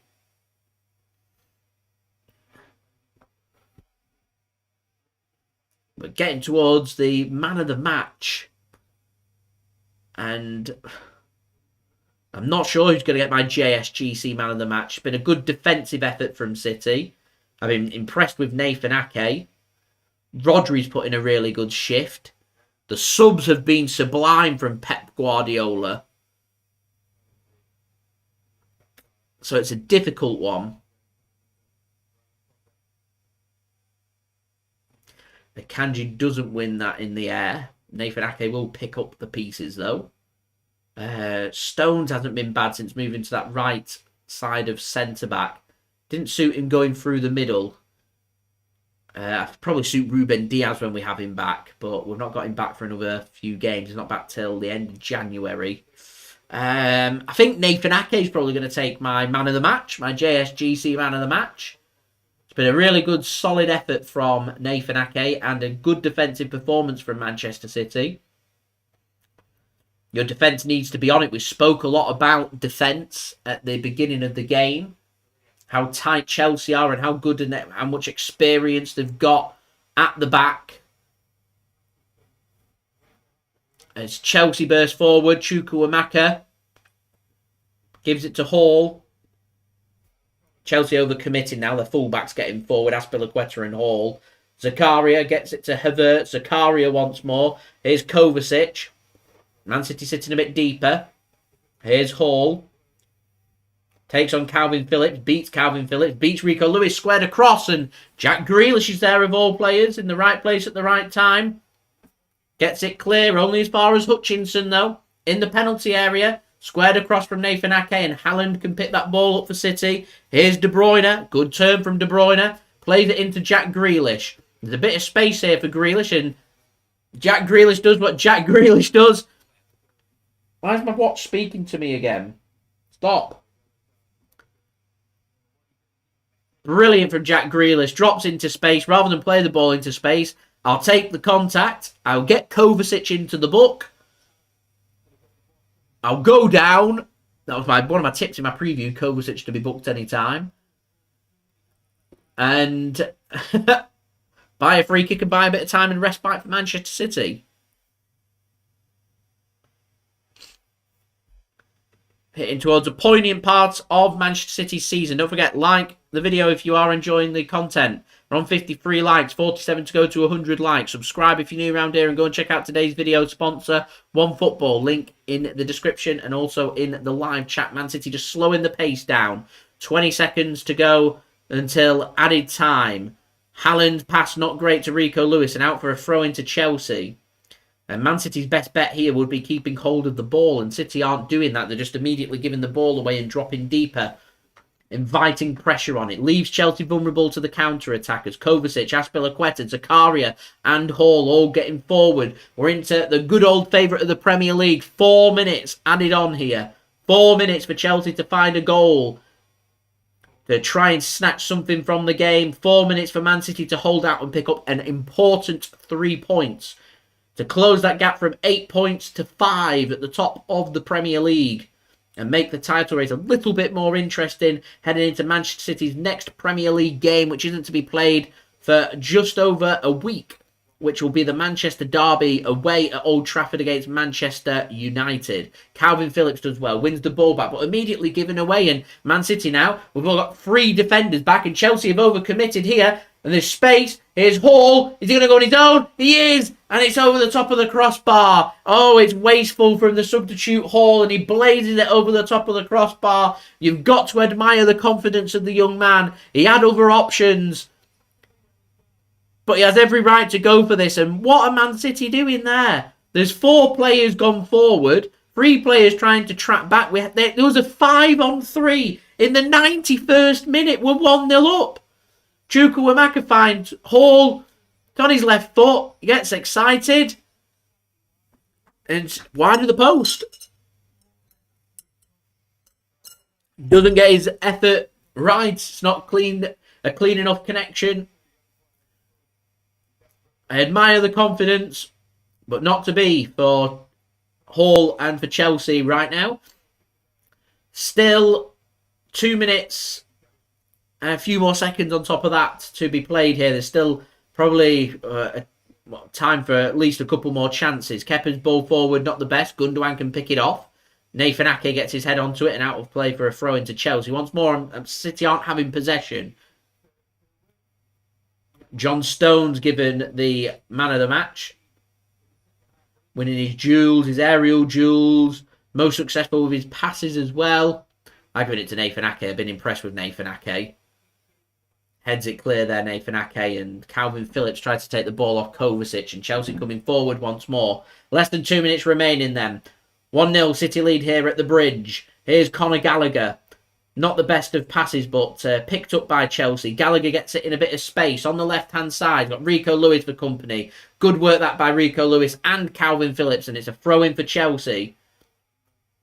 I don't think Chelsea are going to long throw the ball into the box, but they will work it. Here is Zakaria. Gives it to Thiago Silva. Koulibaly now. To Hall. Just missed that great opportunity for Chelsea. Let's not forget, Chukwuemeka hit the post in the first half. Nathan Ake's hit the post for Manchester City in the second half. But it looks like Jack Grealish's assist and goal for Riyad Mahrez might just be enough for Manchester City to pick up the 3 points here. 1 minute remaining. Here's Koulibaly now. All Chelsea this. Man City sitting deeper and deeper. Here is Kovacic. Good interception by Kalvin Phillips. Mahrez wants a free kick and gets a free kick on Koulibaly there. And Koulibaly into the book as well. And that could be that. Really could be that. And that could be enough to get Manchester City the all-important 3 points here at Stamford Bridge. Koulibaly with the shoulder challenge on Riyad Mahrez. Koulibaly's into the book. Manchester City are seconds away from an important and impressive victory at Stamford Bridge against Chelsea and Graham Potter. The two sides will meet again in 3 days' time on Sunday in FA Cup action at the Etihad. And there is the final whistle. It's another solid 3 points on the road for Manchester City. A good win after the World Cup against Leeds United. A good win again on the road tonight in London, West London at Stamford Bridge against Chelsea. And we've got a huge away game in our next Premier League game against Manchester United at Old Trafford. Next Saturday, massive. City got 2 games before then. On Sunday against Chelsea, who we've just defeated here in the Premier League at the Etihad. We did a match vlog for you guys to enjoy, so you do have that to look forward to. And Southampton on Wednesday in the Carabao Cup quarter-final away from home. We'll be back with a watch-along for that game. So, thank you everybody for watching. Much appreciated. Don't forget to leave a thumbs up. We're on 54 likes. See if we can get to 60 likes before the end of the stream. That would be much appreciated. Also, don't forget as well to subscribe to my channel if you are new around here. Press that red button, press the bell, and put your push notifications on. Also, don't forget as well, social media links. They're in the description below and on the yellow banner too if you want to go and follow me on my Twitter and Instagram. Email also in the description below and on the yellow banner too if you want to hit me up for any sponsorships for any videos or any general business inquiries. TikTok link also in the description if you want to go and check that out and follow me on there. That would be much appreciated. Mick Sid's link also in the description, providing today's halftime entertainment. Go and check him out as well. Finally, a big shout out to today's video sponsor, OneFootball. Links and details there in the description. Got my promo video which I'm going to roll for you guys one final time for this live watch along. This video is brought to you by OneFootball. If you want to download the OneFootball app, all you need to do is press the link at the top of my description, which will take you forward to where you can download this app. The OneFootball app is extremely useful if you are a huge football fan just like me. It provides you with the latest footballing news, transfer news, and the latest videos as well. It is one source of information of where I get my transfer news from. It also allows you to see the latest scores with what's happening in the footballing world. If you just click on a game, including any Manchester City game, it will not only bring up the latest team news, but it will also bring up the latest statistics and keep you up to date with everything happening in that game. If you want to download this app, all you need to do is press the link at the top of the description to stay up to date. So thank you very much there to OneFootball for sponsoring this video. If you want to go and check it out, link is in the description and also in the live chat. So, very quickly, going through the stats for this game. 53% possession for Manchester City, 47% possession for Chelsea. Duels won 51% for Chelsea and 49% for Manchester City. Aerial duels, very impressive. Nathan Ake, John Stones, brilliant today for Manchester City. 60% of aerial duels won by Manchester City, 40% for Chelsea. 2 offsides for Chelsea, 1 for Manchester City. 3 corners for Chelsea and 2 for Manchester City. In terms of attacking stats, 1 goal for Manchester City and no goals for Chelsea. The most important stat, a clean sheet for Manchester City. We're doing the world of good. Can we build on that for Sunday's game against Chelsea? Remember what I said in my preview. Take it a game at a time. Shots on target, 3 for Manchester City, 2 for Chelsea, 8 shots for Chelsea, 12 for Manchester City. Neither side at the best with their shooting boots. Man City, though, the difference, that a cue ball played across by Jack Grealish and tapped in by Riyad Mahrez in a bit of inspiration from the bench from Pep Guardiola. So credit there to Pep for making that one happen. Defensive stats, 27 tackles for Chelsea. Tackle completion rate, 41%. Impressive. 19 tackles for Manchester City. Tackle completion rate, 68%. Brilliant defensive effort from Manchester City today. 14 clearances for Chelsea. 17 for Manchester City. 13 interceptions for Chelsea. 11 for Manchester City. In terms of distribution, 540 passes for Chelsea at a pass completion rate of 85%. Manchester City, 602 passes at a pass completion rate of 89.5%. Brilliant that from Manchester City. I'm just happy we've had enough to win this game. It's always going to be a close game. It always is at Stamford Bridge against Chelsea, but City have enough about them to make that happen. 16 crosses attempted by Chelsea, connecting with 18% of them. City with 14 crosses, connecting with just 14%. Neither side brilliant with their crosses from today's game. And in terms of discipline, 18 fouls, 9 for Chelsea, 9 for Manchester City. No red cards, but 2 yellow cards towards the end of the game for Mateo Kovacic and Kalidou Koulibaly. It's Chukwuemeka that hit the post in the first half for Chelsea. Nathan Ake that hits the post for Manchester City in the second half. But the difference comes from the bench. Jack Grealish on the left wing squares it across. Riyad Mahrez is there to tap it in for Manchester City to seal the 3 points and keep Manchester City in second place. 4 points clear of Newcastle with a game in hand.